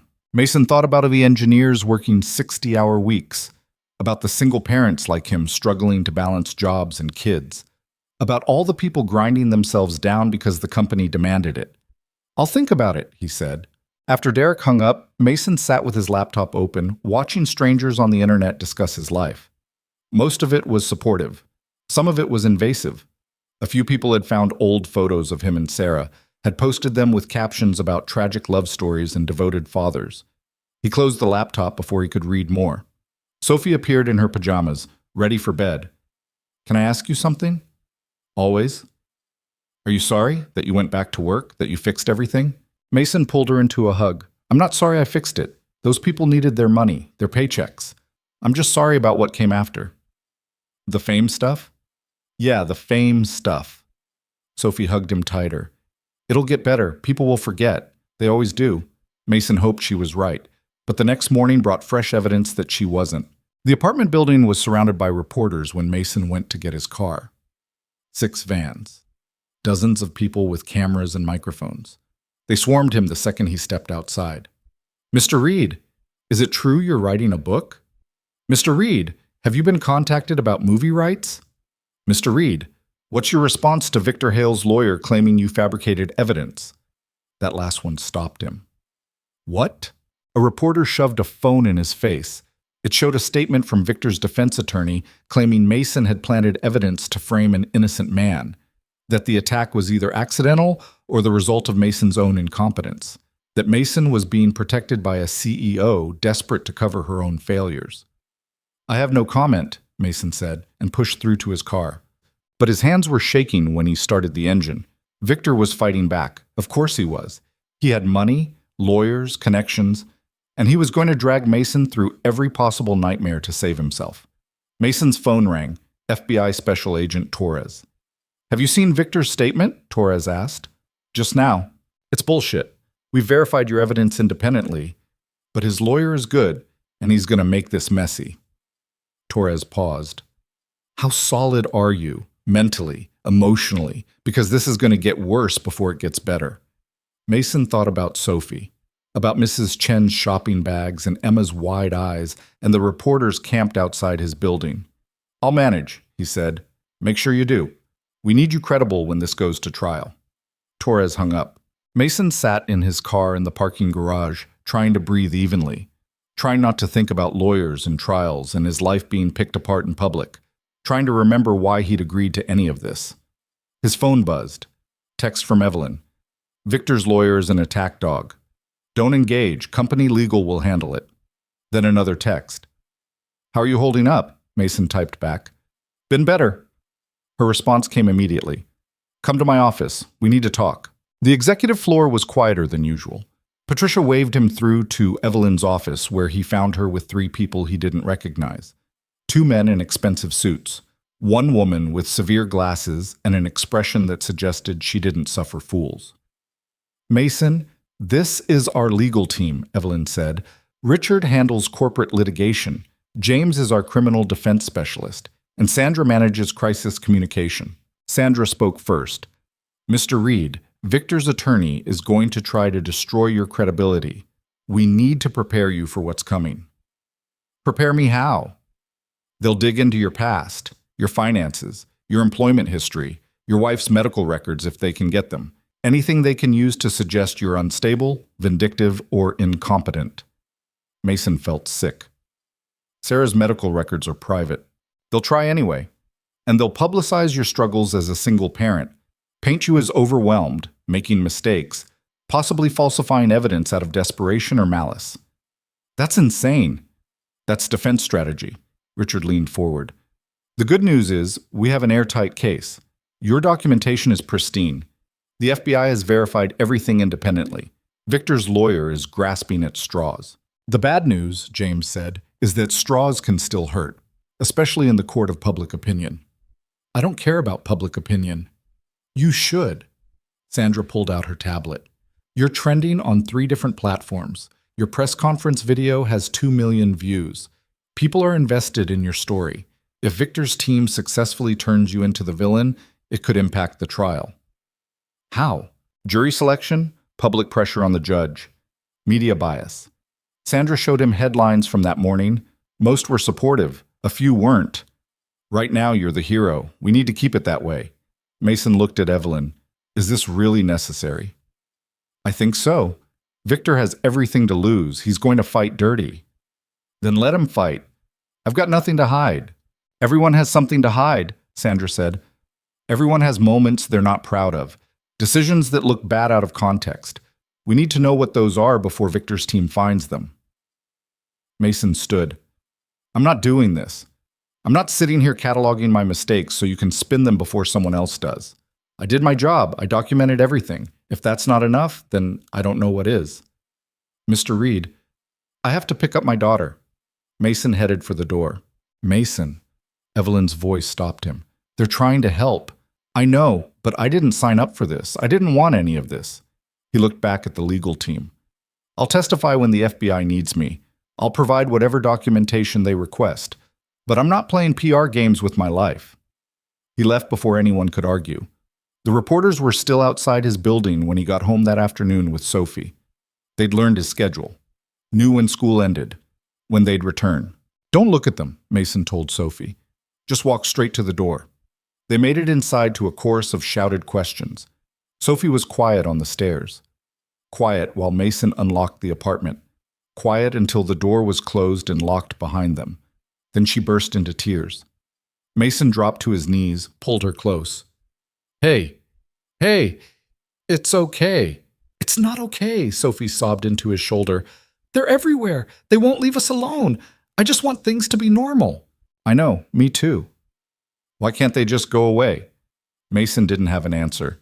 He just held his daughter while she cried, feeling helpless and angry and completely out of his depth. When Sophie finally calmed down, he made her hot chocolate and put on her favorite show.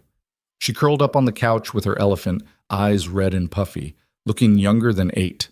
Mason's phone rang. He almost ignored it, but the caller ID said Mrs. Chen. "Hello? Mason, are you okay? I see the reporters outside. They were asking me about you." "What did you tell them?" "Nothing. I told them to mind their business, but—" She hesitated. "Maybe you and Sophie should stay somewhere else for a few days? Until they get bored?" "We shouldn't have to leave our home." "No, you shouldn't, but sometimes we do things we shouldn't have to do because it's better for our children." Mason looked at Sophie on the couch, at her tear-stained face and exhausted eyes. "I'll think about it," he said. But he didn't have to think long. That night, at nearly midnight, someone knocked on the apartment door. Mason checked the peephole. A man he didn't recognize, holding what looked like legal papers. "Mr. Reed, I have a subpoena." Mason opened the door slightly. "For what?" "Victor Hale's defense team is requesting your personal phone records, email correspondence, and employment files dating back 6 years. The man handed over the envelope. "You've been served." The door across the hall opened. Mrs. Chen peeked out, worried. "It's fine," Mason told her. "Just work stuff." But it wasn't fine. And after the process server left, after Mason read through the subpoena that demanded access to virtually every private communication he'd had for years, he sat on his couch in the dark and finally admitted that Sophie was right. Things weren't going to go back to normal. This was normal now. Mason spent 3 hours that night going through his phone records, his emails, his text messages from the past 6 years, looking for anything that Victor's lawyers could twist, anything that might make him look bad. He found plenty. Frustrated messages to coworkers about management decisions, complaints about working conditions, a particularly angry email he'd sent to HR 2 years ago when they denied his request for bereavement leave after Sarah's death because he'd already used his allocated days. He'd called them heartless, among other things. Mason saved screenshots of everything potentially damaging, sent them to the company's legal team with a note that said simply, "Here's what they're going to find." Sandra called him at 6 a.m. "You should have told us about the HR incident. You should have asked." Mason was already awake, making coffee in the dark kitchen. "Is it going to be a problem?" "It makes you look combative, difficult to work with."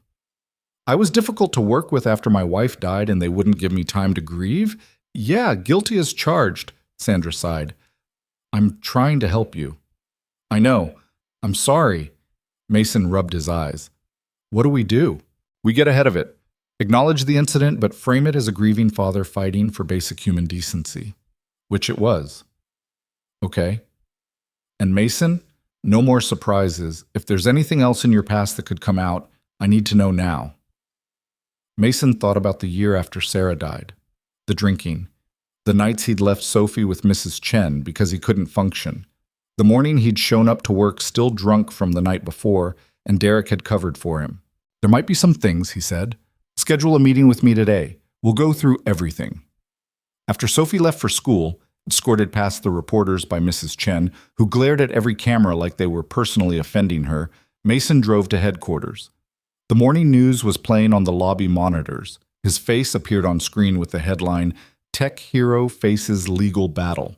He took the stairs instead of the elevator, avoiding people. Sandra's office was on the 3rd floor.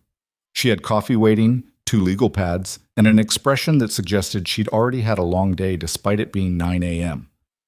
"Start from the beginning," she said, "after your wife died." "What happened?" Mason told her. About the drinking, about the days he couldn't get out of bed, about the time he'd snapped at a junior engineer who'd made a mistake and reduced her to tears, about calling in sick when he wasn't sick, just broken, about the performance review that had almost gotten him fired. Sandra took notes without judgment. When he finished, she set down her pen. "That's it? Isn't that enough? Honestly?" "No." She leaned back. "Everything you just described is a man experiencing normal grief under impossible circumstances. Victor's team is going to try to paint you as unstable, but what you're describing is human. You think a jury will see it that way?" "I think a jury will see a single father who lost his wife, struggled, and still managed to show up for his daughter and his job. That's sympathetic, not suspicious." Mason wanted to believe her. "What about the drinking? Did you ever drink at work?" "Once. The day before I would have had 2 years sober from when Sarah died. I slipped up the night before, came in still drunk. Derek sent me home." "Anyone else know?" "Just Derek." "Then it doesn't exist unless Derek talks. And Derek won't talk." Sandra made another note. "What about medical help? Therapy? Medication?" "I saw a grief counselor for 6 months. Stopped going because I couldn't afford it, and Sophie needed new shoes." "That's actually good. Shows you tried to get help. The fact that you couldn't afford continued treatment reflects poorly on the company's health insurance, not on you." They spent another 2 hours going through everything. Every mistake, every bad decision, every moment of weakness from the worst year of his life. By the time Sandra let him go, Mason felt scraped raw. He went to his office, his new office, Bigger than his old one, with a window and a door that actually closed, and tried to work. The FBI files were due tomorrow. He had security audits to review, new protocols to implement. Instead, he stared at his computer screen and thought about Sophie crying last night, about reporters camped outside their home, about lawyers digging through his grief looking for ammunition. His phone buzzed. Text from Derek. "You okay?" Mason typed back. "No. Want to grab lunch?" "Can't. Too much work." That wasn't really a question. "I'm bringing food to your office in 20 minutes. Derek showed up with barbecue from the place on 6th Street. He kicked the office door closed, spread out the food on Mason's desk, and sat down without waiting for an invitation. "Talk," Derek said. "About what?" "About whatever's making you look like you haven't slept in a week." Mason picked at his brisket. "Victor's lawyers subpoenaed my phone records, my emails, everything." "Yeah, I heard. Legal sent out a company-wide memo telling everyone not to talk to outside attorneys. They're going to find things, bad things." "Like what?" Mason told him about the HR incident, about the grief, about the morning Derek had sent him home drunk. Derek listened, then shrugged. So they're going to use it against me, make me look unstable, unreliable. Mason, you were a mess after Sarah died. Everyone knew it. Everyone understood. Derek leaned forward. And you know what else everyone knew? That you still showed up, still did your job, still took care of your kid. That's not instability. That's strength. That's not how Victor's lawyers will spin it.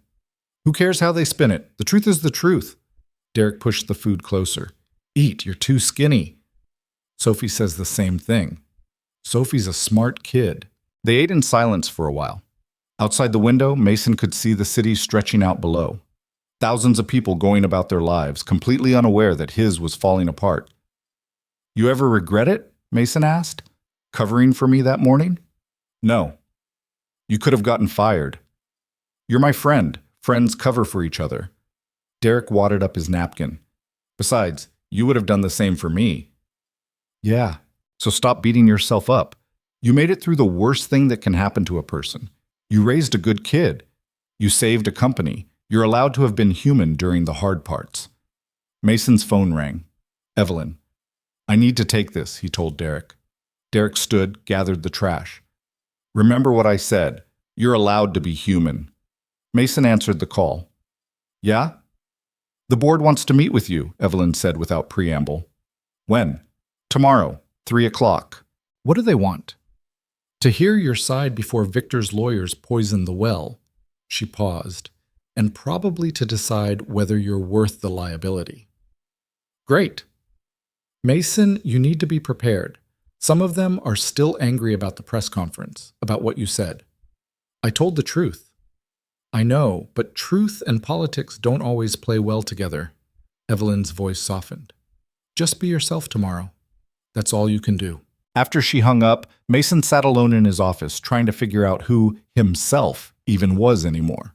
The exhausted engineer, the grieving widower, the protective father, the accidental hero everyone wanted him to be. He worked until 2:45, then drove to Sophie's school. The reporters had figured out his pickup schedule. They were waiting. "Mr. Reed, how do you respond to allegations that you fabricated evidence?" "Mr. Reed, is it true the company is considering terminating your employment?" "Mr. Reed, how is your daughter handling the media attention?" Mason kept walking, got Sophie into the car, drove away while cameras followed them for 2 blocks before giving up. Sophie was quiet until they were halfway home. Then she said, "Emma's mom says we should do an interview." "What?" "She says if we tell our story, the reporters will leave us alone. She knows someone at a morning show who wants to talk to us." "Absolutely not." "But Dad, Sophie, no. We're not going on TV. We're not telling our story. Our life is private." "It's not private anymore. Everyone already knows about Mom and about you and about everything." Sophie's voice cracked. "At least if we talk, we can tell the truth instead of letting them make stuff up." Mason pulled into their building's parking lot. The reporters were still there, always there, waiting like vultures. "I know this is hard," he said. "I know it's unfair. But the minute we start doing interviews, we're feeding the machine. They'll never leave us alone." "They're not leaving us alone now." She was right. Mason knew she was right. But the idea of putting Sophie on television, of exposing her to that kind of scrutiny, made him want to burn the whole world down. "Let me think about it," he said. "That's what you always say when you mean no." Sophie, Chopo, "I'm not a baby, Dad. I'm 8. I can handle this." She grabbed her backpack. "But you have to let me help. You can't protect me from everything." She got out of the car and walked toward the building, ignoring the reporters shouting questions. Mason followed, watching his daughter navigate a situation no child should have to face. Inside the apartment, Sophie went straight to her room. Mason stood in the kitchen, pulled out his phone, and called Sandra. "Is it a terrible idea to do a TV interview?" he asked. "Yes, absolutely. Don't even think about it." "What if it gets them to leave us alone?" "It won't. It'll make things worse. They'll analyze every word, every expression, every moment. They'll dig deeper into your lives because you gave them permission." Sandra's voice was firm. "Trust me on this. No interviews." "Okay. Are you actually going to listen to me this time?" "Probably." Sandra sighed. "Good enough. I'll see you tomorrow before the board meeting. We need to prepare." That night, Mason made spaghetti. Sophie picked at hers, still angry. They didn't talk much. After dinner, she did homework while Mason tried to review the security protocols he was supposed to present to the board tomorrow. The words blurred together. He couldn't focus, couldn't stop thinking about Sophie's face in the car, about her saying she could handle this. She shouldn't have to handle this. She was 8. At 9 o'clock, Mason went to tuck her in. She was already under the covers, hugging her elephant. "Still mad at me?" he asked. "A little." "That's fair." Mason sat on the edge of her bed. "I'm sorry this is happening. All of it. You deserve better." "It's not your fault." "It kind of is. If I hadn't gone back to work, then a lot of people would have lost their money. Kids like me whose parents needed their paychecks." Sophie looked at him. "You did the right thing. It just sucks that doing the right thing is so hard. When did you get so wise?" "I have a good teacher." She smiled slightly, echoing what she'd said before. Mason kissed her forehead. "Love you, kiddo." "Love you too, even when you're overprotective." "Especially when I'm overprotective." Mason left her door cracked and went back to the living room. His phone showed 43 unread messages. He ignored them all, opened his laptop, and started preparing for tomorrow's board meeting. He worked until past midnight, building a presentation about security improvements, budget requirements, staffing needs, everything the company needed to prevent another victor from destroying them from the inside. When he finally went to bed, he dreamed about Sarah. She was sitting in their old apartment, the one before Sophie was born, laughing at something he'd said. Then she turned serious. "You can't protect her from everything," she said. "I have to try." "You'll crush her if you try too hard. Let her breathe." Mason woke up at 4 a.m. with tears on his face. He got up, made coffee, and watched the sun rise through the kitchen window. The city was quiet this early, peaceful. By the time Sophie woke up, Mason had already been to the gym, showered, and made actual breakfast. Eggs, toast, fruit that wasn't browning. "Who are you, and what did you do with my dad?" Sophie asked. "Your dad's trying. How's that working out?" "The eggs are a little rubbery, but I appreciate the effort." They ate together. Sophie told him about a project at school, about Emma's birthday party next week, about normal 8-year-old things. For 20 minutes, life felt almost regular. Then they walked outside to find twice as many reporters as yesterday. "Mr. Reed, Victor Hale's lawyer claims you have a history of mental instability." "Mr. Reed, is it true you were investigated for workplace misconduct?" "Mr. Reed, how do you respond to allegations that you're an unfit parent?" That last one stopped him cold. Sophie's hand tightened in his. "What did you say?" Mason's voice came out dangerous. The reporter, a young woman with too much makeup and not enough sense, stepped closer. "Sources say your daughter has been left alone frequently while you work excessive hours. Child Services has been contacted." "That's a lie." "Is it? How many nights has your daughter spent with neighbors while you worked?" Mason felt something snap inside him. "My daughter has never been neglected. She's cared for by trusted friends when I have to work, which is what responsible single parents do. And if you or anyone else suggests otherwise again, I will sue you for defamation so hard your grandchildren will be paying for it." He got Sophie into the car, hands shaking with rage. Sophie was pale, scared. "Dad, is that true? About Child Services?" "No, They're trying to get a reaction, that's all. Mason started the car. Don't listen to them. But he called Sandra the minute he dropped Sophie at school. Did you hear what they're saying about child services? I heard. It's baseless. Victor's team is getting desperate. If they actually call child services, they won't find anything. You're a good father. Your daughter is healthy, happy, well cared for. Sandra paused. But this is exactly why I said no interviews. They're escalating, trying to provoke you into doing something stupid. It's working. I know. Which is why you need to stay calm today. The board meeting is in 6 hours. Focus on that. Mason tried. He went to headquarters, reviewed his presentation 12 times, met with Sandra to practice potential questions. She grilled him for an hour, playing devil's advocate, asking the hardest questions the board might throw at him. By the time 3 o'clock arrived, Mason felt as prepared as he was going to get. The boardroom was already full when he arrived. The same faces from last time, plus a few new ones. Lawyers, probably. Everyone looked grim. Evelyn stood when Mason entered. Thank you all for coming. Mason has prepared a presentation about security improvements going forward. Mason set up his laptop, pulled up his slides, started talking about vulnerability assessments, access controls, monitoring systems. The technical stuff he actually understood. 10 minutes in, the silver-haired woman interrupted. This is all very interesting, Mr. Reed, but what we really want to know is whether you're a liability. Mason stopped. Excuse me? Victor Hale's defense team is preparing to paint you as an unstable employee with a history of erratic behavior. They're going to argue that you fabricated evidence to frame him, motivated by personal grievances against management. She leaned forward. Is there any truth to that?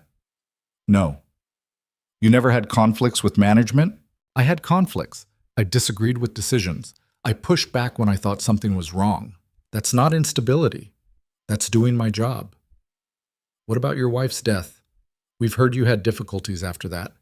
Mason felt every eye in the room on him.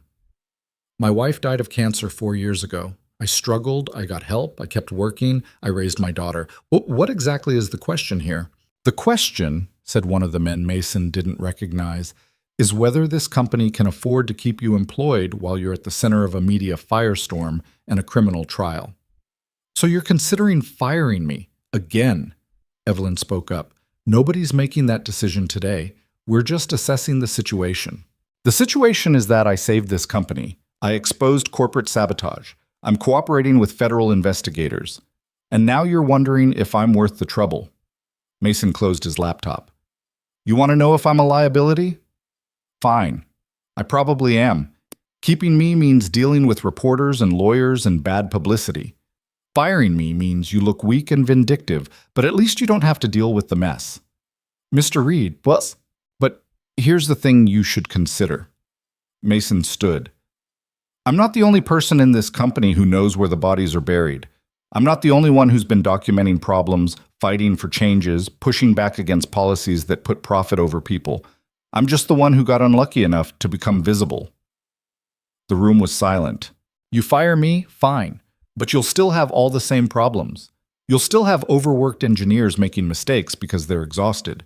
You'll still have a culture that rewards silence and punishes truth-telling. You'll still be vulnerable to the next victor who decides to burn everything down. Mason grabbed his laptop. So yeah, I'm a liability, but I'm a liability who actually cares about fixing things. Your call.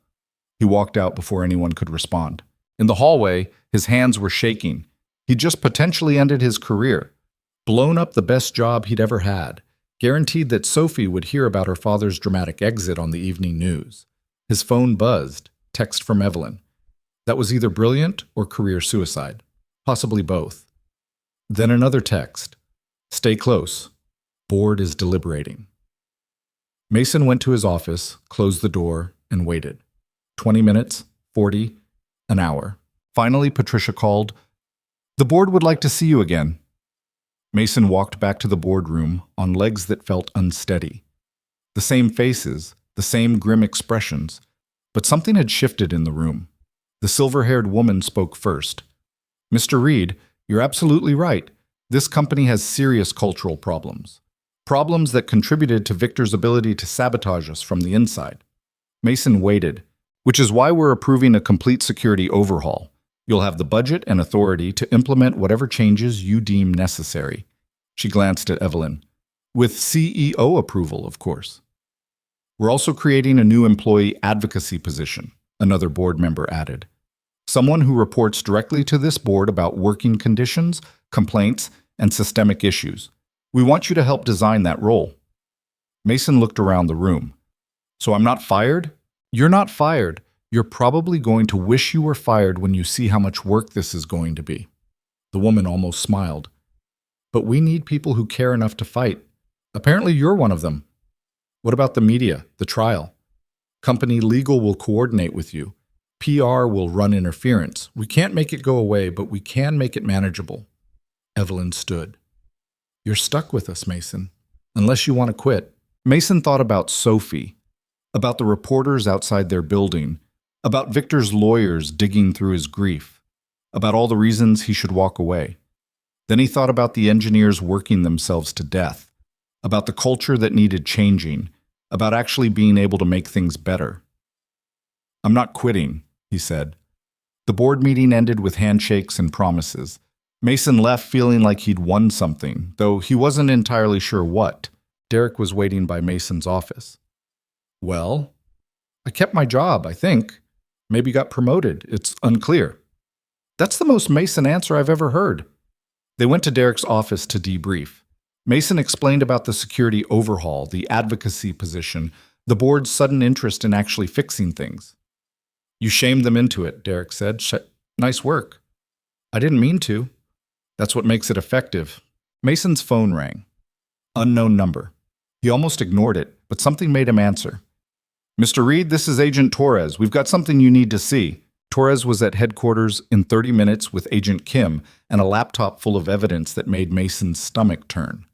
Victor hadn't been working alone. The investors backing him included a former board member who'd been forced out 3 years ago, a tech CEO with a history of hostile takeovers, and someone currently employed at the company. Who? Mason asked. Torres pulled up an access log. The name at the top made Mason's blood run cold. Jennifer Walsh, VP of Finance, someone he'd worked with for 6 years, someone he'd trusted. She provided Victor with financial data, Torres explained, helped him identify the best time to strike for maximum damage. She was supposed to get a payout when the company was sold. Does Evelyn know? Mason asked. We're telling her now. We'll need your help with the technical analysis. Jennifer covered her tracks well, but not well enough. Mason spent the next 4 hours going through financial records with the FBI. Jennifer had been careful, but Victor had kept logs of their communications. Proof of conspiracy. Proof of betrayal. When Torres finally released him, it was past 8. Sophie would be with Mrs. Chen, worried. Mason called to check in. She's fine, Mrs. Chen said. We made dumplings. She's teaching me about Minecraft. Whatever that is. I'll be there soon, thank you. Mason, the reporters are still outside, many reporters. I know. Maybe you should use the back entrance, through the parking garage? It was a good idea. Mason took the long way home, came up through the garage, and made it to the apartment without being seen. Sophie ran to him when he opened the door.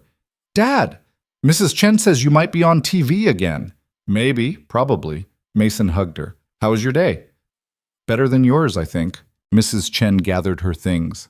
She did her homework. We had a good dinner. She is a wonderful child. I know. Thank you for taking care of her.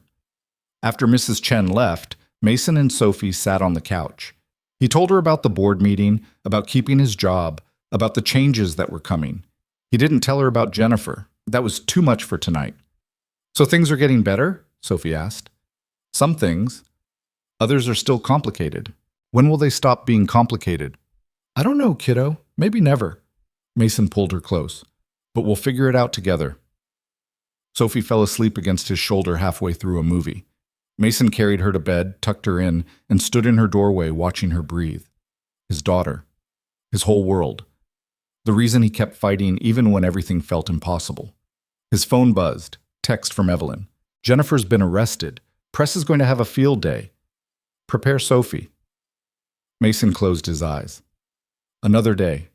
Another crisis. Another round of questions and cameras and scrutiny. But Sophie was safe. They had a home. He had a job. They'd survived worse. They'd survived this too. Jennifer Walsh's arrest made national news by morning. Mason saw it on his phone before he even got out of bed. The headlines were everywhere, each one more dramatic than the last. The company's VP of Finance led away in handcuffs. Another conspirator in the plot to destroy a billion-dollar company. The web of betrayal growing wider. His phone started ringing at 6:15 a.m. He ignored it, made coffee, stared at Sophie's drawing on the refrigerator, stick figures holding hands under a sun, and tried to find the energy to face another day of this. Sophie appeared in the doorway, already dressed for school. "It's bad again, isn't it?" "Yeah." "Worse than yesterday?" "About the same, different details." Mason poured cereal into 2 bowls. "You ready for more reporters?" "Do I have a choice?" "Not really." They ate breakfast in silence. Mason kept checking his phone. Messages from Derek, from Sandra, from people he barely knew offering sympathy or advice, or just wanting to be part of the story. Nothing from the one person he actually wanted to hear from. At 7:30, Evelyn called. "How bad is it outside your place?" she asked. Mason looked out the window. "Worse than yesterday. I count 5 vans. There's 7 outside headquarters. The board wants to make a statement this afternoon. They want you there." "No." "Mason, I'm done with press conferences, done with statements. I did my part. Let someone else deal with the cameras." Mason carried his coffee to the couch, suddenly exhausted despite having just woken up. "I have a daughter to raise and a job to do. That's it." Evelyn was quiet for a moment. "Okay, I'll handle it." "Just like that?" "You were right before. About all of it. The company asking too much, taking people for granted, expecting everyone to sacrifice everything." Her voice softened. "I'm still learning what good leadership looks like. Apparently it includes knowing when to stop pushing." After they hung up, Sophie came and sat next to him. "You okay?" "Tired." "You're always tired lately." "Yeah." Mason put an arm around her. "I know. Mrs. Chen says you need a vacation." "Mrs. Chen says a lot of things." "She's usually right, though." Sophie leaned against him. "When this is all over, can we go somewhere? Just us?" "Where do you want to go?" "I don't know. Somewhere with no reporters, no phones, no people asking questions." "So the moon?" Sophie giggled. "Maybe just the beach." "The beach sounds good." Mason kissed the top of her head. "When this is over, we'll go to the beach. Promise." Getting Sophie to school required the parking garage maneuver again. Mason dropped her at the side entrance, watched her run inside, and sat in his car for 5 minutes just breathing. His phone showed 32 missed calls. He turned it off completely. At headquarters, he took the service elevator to avoid the lobby. His office felt like a sanctuary.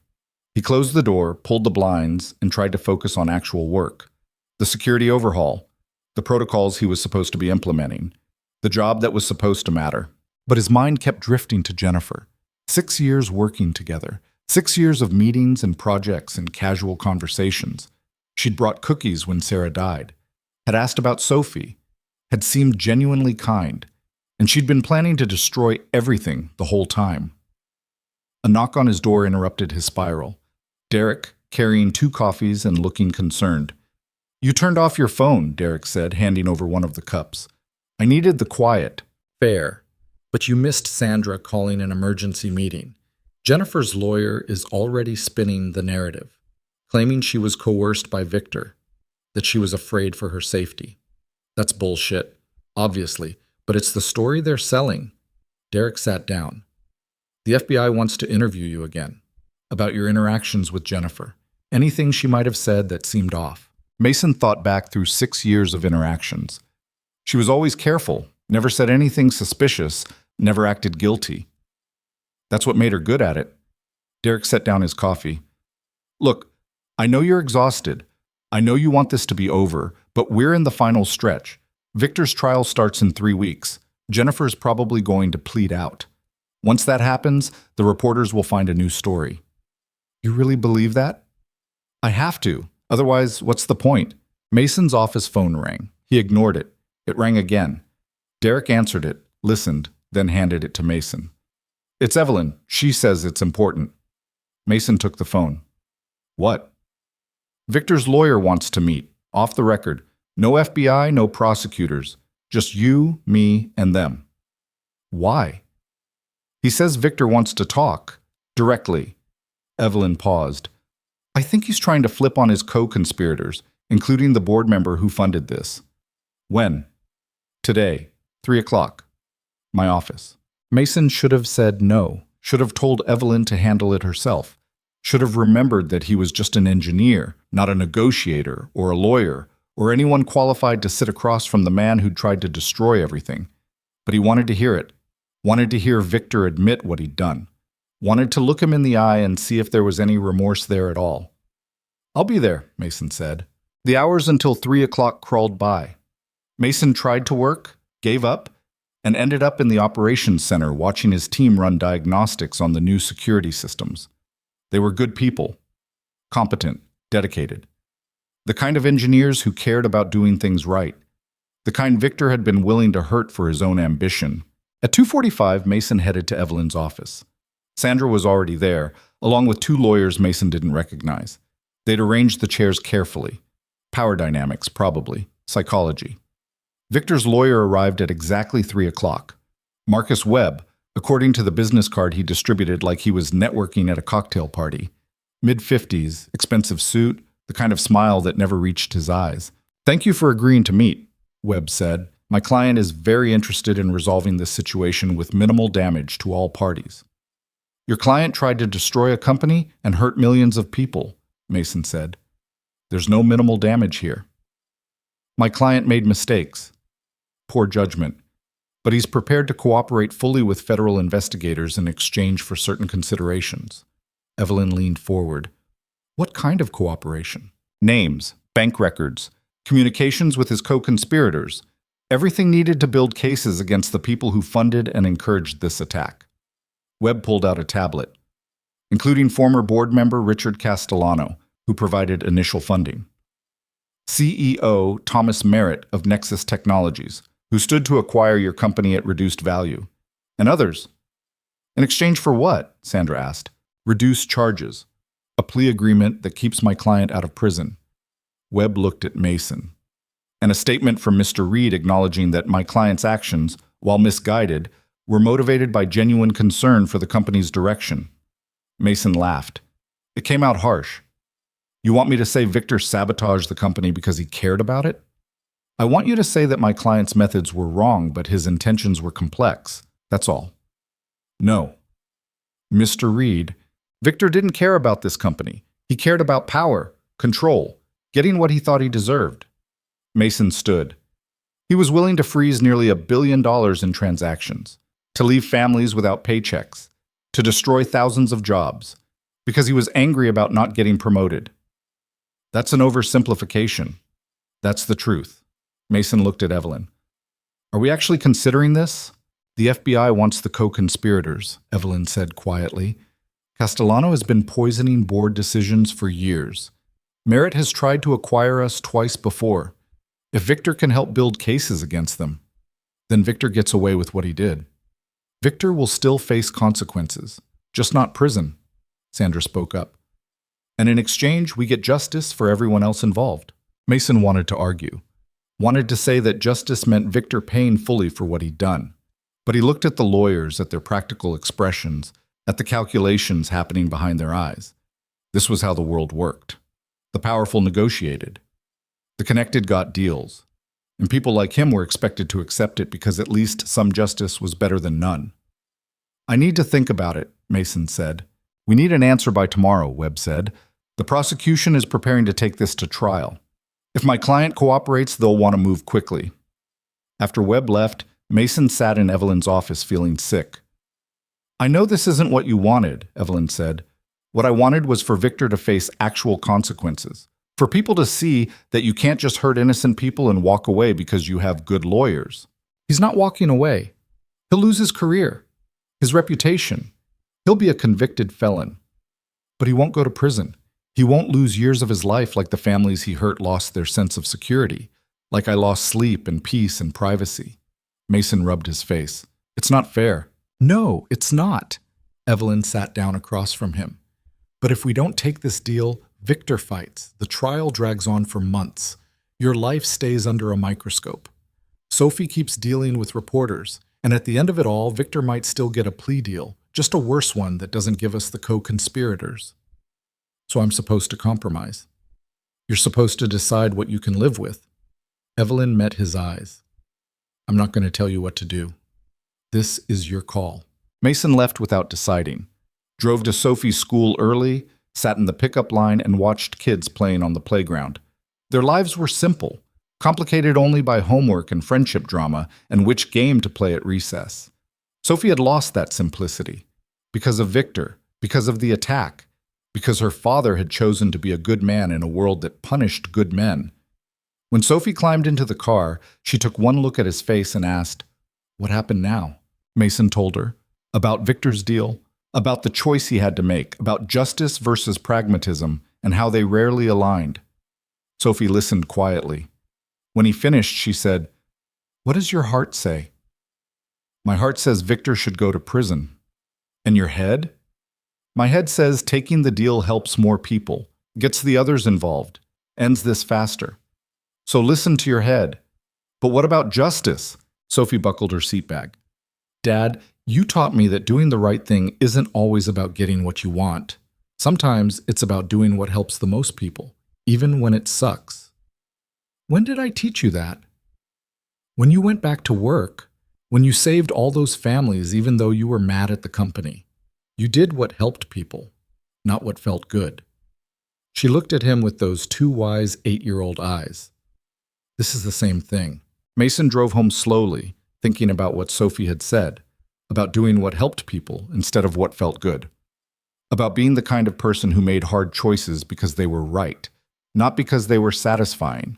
That night, he called Sandra and told her he'd sign the statement, not because he believed Victor's intentions were complex, not because he thought the deal was fair, but because it would help nail the people who'd funded this nightmare, and because it would let him and Sophie start rebuilding their lives. "You're making the right choice," Sandra said. "I'm making a choice. Not sure it's the right one." In law, those are often the same thing. The next week was a blur of depositions and statements and meetings with federal prosecutors. Victor cooperated fully, providing evidence that built cases against Castellano, Merritt, and 3 other investors who'd bankrolled the sabotage. Jennifer took a plea deal too, agreeing to testify in exchange for reduced charges. The media coverage was intense. Every new revelation brought fresh cameras, fresh questions, fresh speculation about what it all meant. But something had shifted. The reporters outside Mason's building started to thin out. A few at first, then more. Within 10 days, the news vans were gone. Other stories were breaking. Political scandals, natural disasters, the endless churn of the news cycle moving on to fresh meat. Mason kept his head down and focused on work. The security overhaul was massive. New protocols, new hiring, complete restructuring of who had access to what. He worked reasonable hours, left at 3 to pick up Sophie, and only checked his email sporadically in the evenings. It felt revolutionary. 3 weeks after Jennifer's arrest, Derek stopped by Mason's office with news. Victor pled guilty this morning, sentencing in 2 months. He'll get probation, community service, and a permanent record. That's it? That's it. But Castellano was arrested yesterday. Merritt's under investigation. The FBI is building cases against everyone involved. Derek sat down. It's not perfect, but it's something. Yeah. Mason stared at his computer screen. It's something. You okay? I don't know. I thought I'd feel better when it was over, but it just feels empty. That's normal. You've been running on adrenaline and anger for a month. Now there's nothing to fight. So what do I do? Derek shrugged. Live your life. Be a dad. Do your job. Figure out what normal looks like now. Normal turned out to be harder than Mason expected. He kept waiting for another crisis, another disaster, another reason to work himself to exhaustion. When it didn't come, he didn't know what to do with the quiet. Sophie noticed. Of course she did. You seem weird, she said one night over dinner. Weird how? Like you're waiting for something bad to happen. I'm just adjusting. To what? To things being okay. Mason pushed food around his plate. I'm not used to okay. Sophie considered this. Maybe you should talk to someone. Like a therapist. Maybe. Mrs. Chen has a therapist. She says everyone should have one, that it's like going to the doctor but for your brain. Mrs. Chen is very wise. So you'll do it? Mason looked at his daughter, at her hopeful face, at the kid who'd handled more in the past month than most adults handled in years. Yeah, I'll do it. He found a therapist who specialized in grief and trauma. Dr. Sarah Lynn, the coincidence of the first name wasn't lost on him, who had an office downtown in a calm manner that made it easier to talk about the things Mason had been avoiding for 4 years. They talked about Sarah's death, about the guilt of moving on, about the drinking and the dark days, and the fear that he'd fail Sophie the way he felt he'd failed his wife. You didn't fail Sarah, Dr. Lynn said during their third session.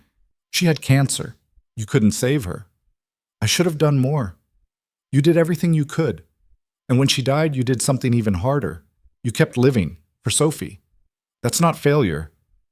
Mason wanted to believe her. Some days he almost did. Work continued to change. Evelyn had taken Mason's boardroom speech seriously. The company hired the employee advocate Mason had helped design. A woman named Patricia Chen, no relation to his neighbor, though Mason found the coincidence amusing, who reported directly to the board about systemic issues. Within 2 months, she'd identified 17 policy changes that needed to happen. Better parental leave, mental health support, mandatory vacation time, limits on overtime, all the things that might have prevented someone like Mason from burning out in the first place. The board approved most of them, pushed back on a few. But the conversation was happening, which was more than Mason had expected. In late August, 6 weeks after Victor's plea deal, Evelyn called Mason into her office. He went expecting another crisis. Instead, he found her standing by her window with 2 glasses and a bottle of whiskey. It's 2 in the afternoon, Mason said. It's also the anniversary of the day I fired you. Seems worth marking. She poured 2 fingers into each glass, handed one to Mason. 2 mistakes. 2 mistakes, Mason echoed, and drank. They stood by the window, looking out at the city. The same view Mason had seen from this office a dozen times now. Still impressive, still dizzying. I've been thinking, Evelyn said, about what you said, about this company's problems. Which time? I've said a lot.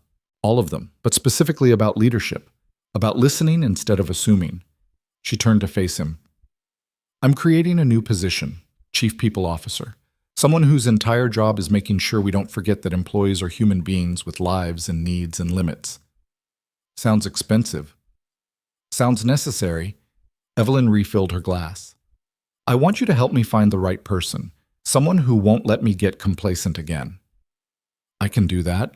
I also want to thank you for not quitting, for staying even when I gave you every reason to walk away. Mason thought about all the times he'd almost left, all the moments when it would have been easier to just give up. Sophie wouldn't let me quit. She said people needed me. She was right. She usually is. They finished the whiskey in comfortable silence. Then Evelyn asked the question Mason had been dreading. What's next for you? Long term? Honestly, I have no idea. Mason set down his glass. 6 months ago, I was just trying to survive each day. Now I'm supposed to have plans and goals and a future. It's overwhelming. You don't have to have it all figured out. Everyone keeps saying that, but I feel like I should. Like after everything that happened, I should know what I want. What do you want? Mason thought about it, really thought about it. I want Sophie to have a normal childhood. I want to do work that matters. I want to sleep through the night without waiting for the next crisis. He paused. And I want to stop feeling like I'm failing at all of it. You're not failing. Some days it feels like I am. That's being human, Mason, not failing. Evelyn walked back to her desk. Take some time off. Real time. Not working from home time. Take Sophie somewhere. Rediscover what normal feels like. I promised her the beach. Then go to the beach. Mason left her office with the surprising realization that he actually could take time off. That the company wouldn't collapse without him. That Sophie deserved a father who wasn't constantly exhausted or distracted or waiting for disaster. He told Sophie that night over ice cream at their usual place. Her face lit up. Really? We're really going? Really? 2 weeks. Just us. No work. No phones. No reporters. Sophie launched herself at him. nearly knocking over both their ice cream cups. When? Next month, September, after school starts, but before it gets cold. They spent the next 3 weeks planning. Sophie researched beaches, made lists of things they needed, drew pictures of what she imagined the ocean would look like. Her excitement was infectious. Mason found himself actually looking forward to it instead of dreading all the work he'd miss. The night before they left, Mrs. Chen came over with cookies and advice. "You're a good father," she said, pressing the cookie tin into Mason's hands. "Don't forget that. Some days I don't feel like a good father. Some days you're tired. That's different." She patted his cheek. "Your daughter is happy, healthy. She knows she's loved. That's what matters." The beach was everything Sophie had hoped for. A small rental house right on the sand. No internet, no TV, just waves and sun, and the simple pleasure of having nowhere to be. They built sandcastles, collected shells. Sophie learned to body surf while Mason watched from the shore, heart in his throat every time a wave took her under. But she always came up laughing, fearless in a way that reminded him so much of Sarah it hurt.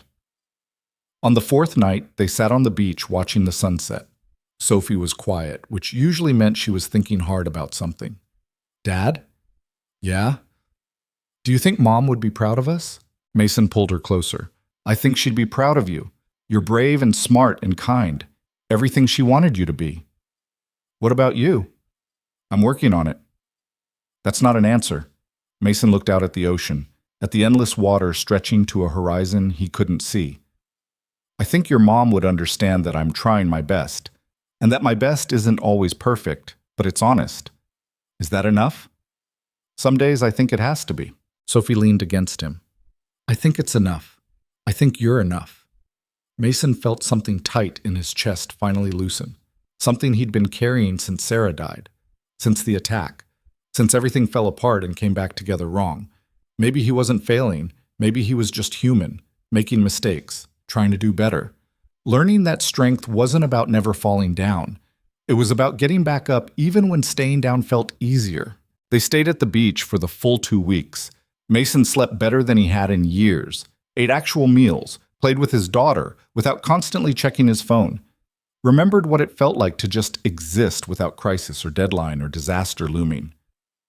On their last day, Sophie wanted to collect one final batch of shells.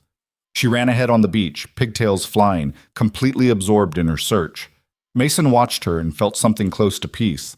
His phone buzzed. He'd turned it on that morning, preparing for the return to reality. A text from Derek. "Hope you're having a good time. Don't rush back. Everything's fine here." Then one from Evelyn.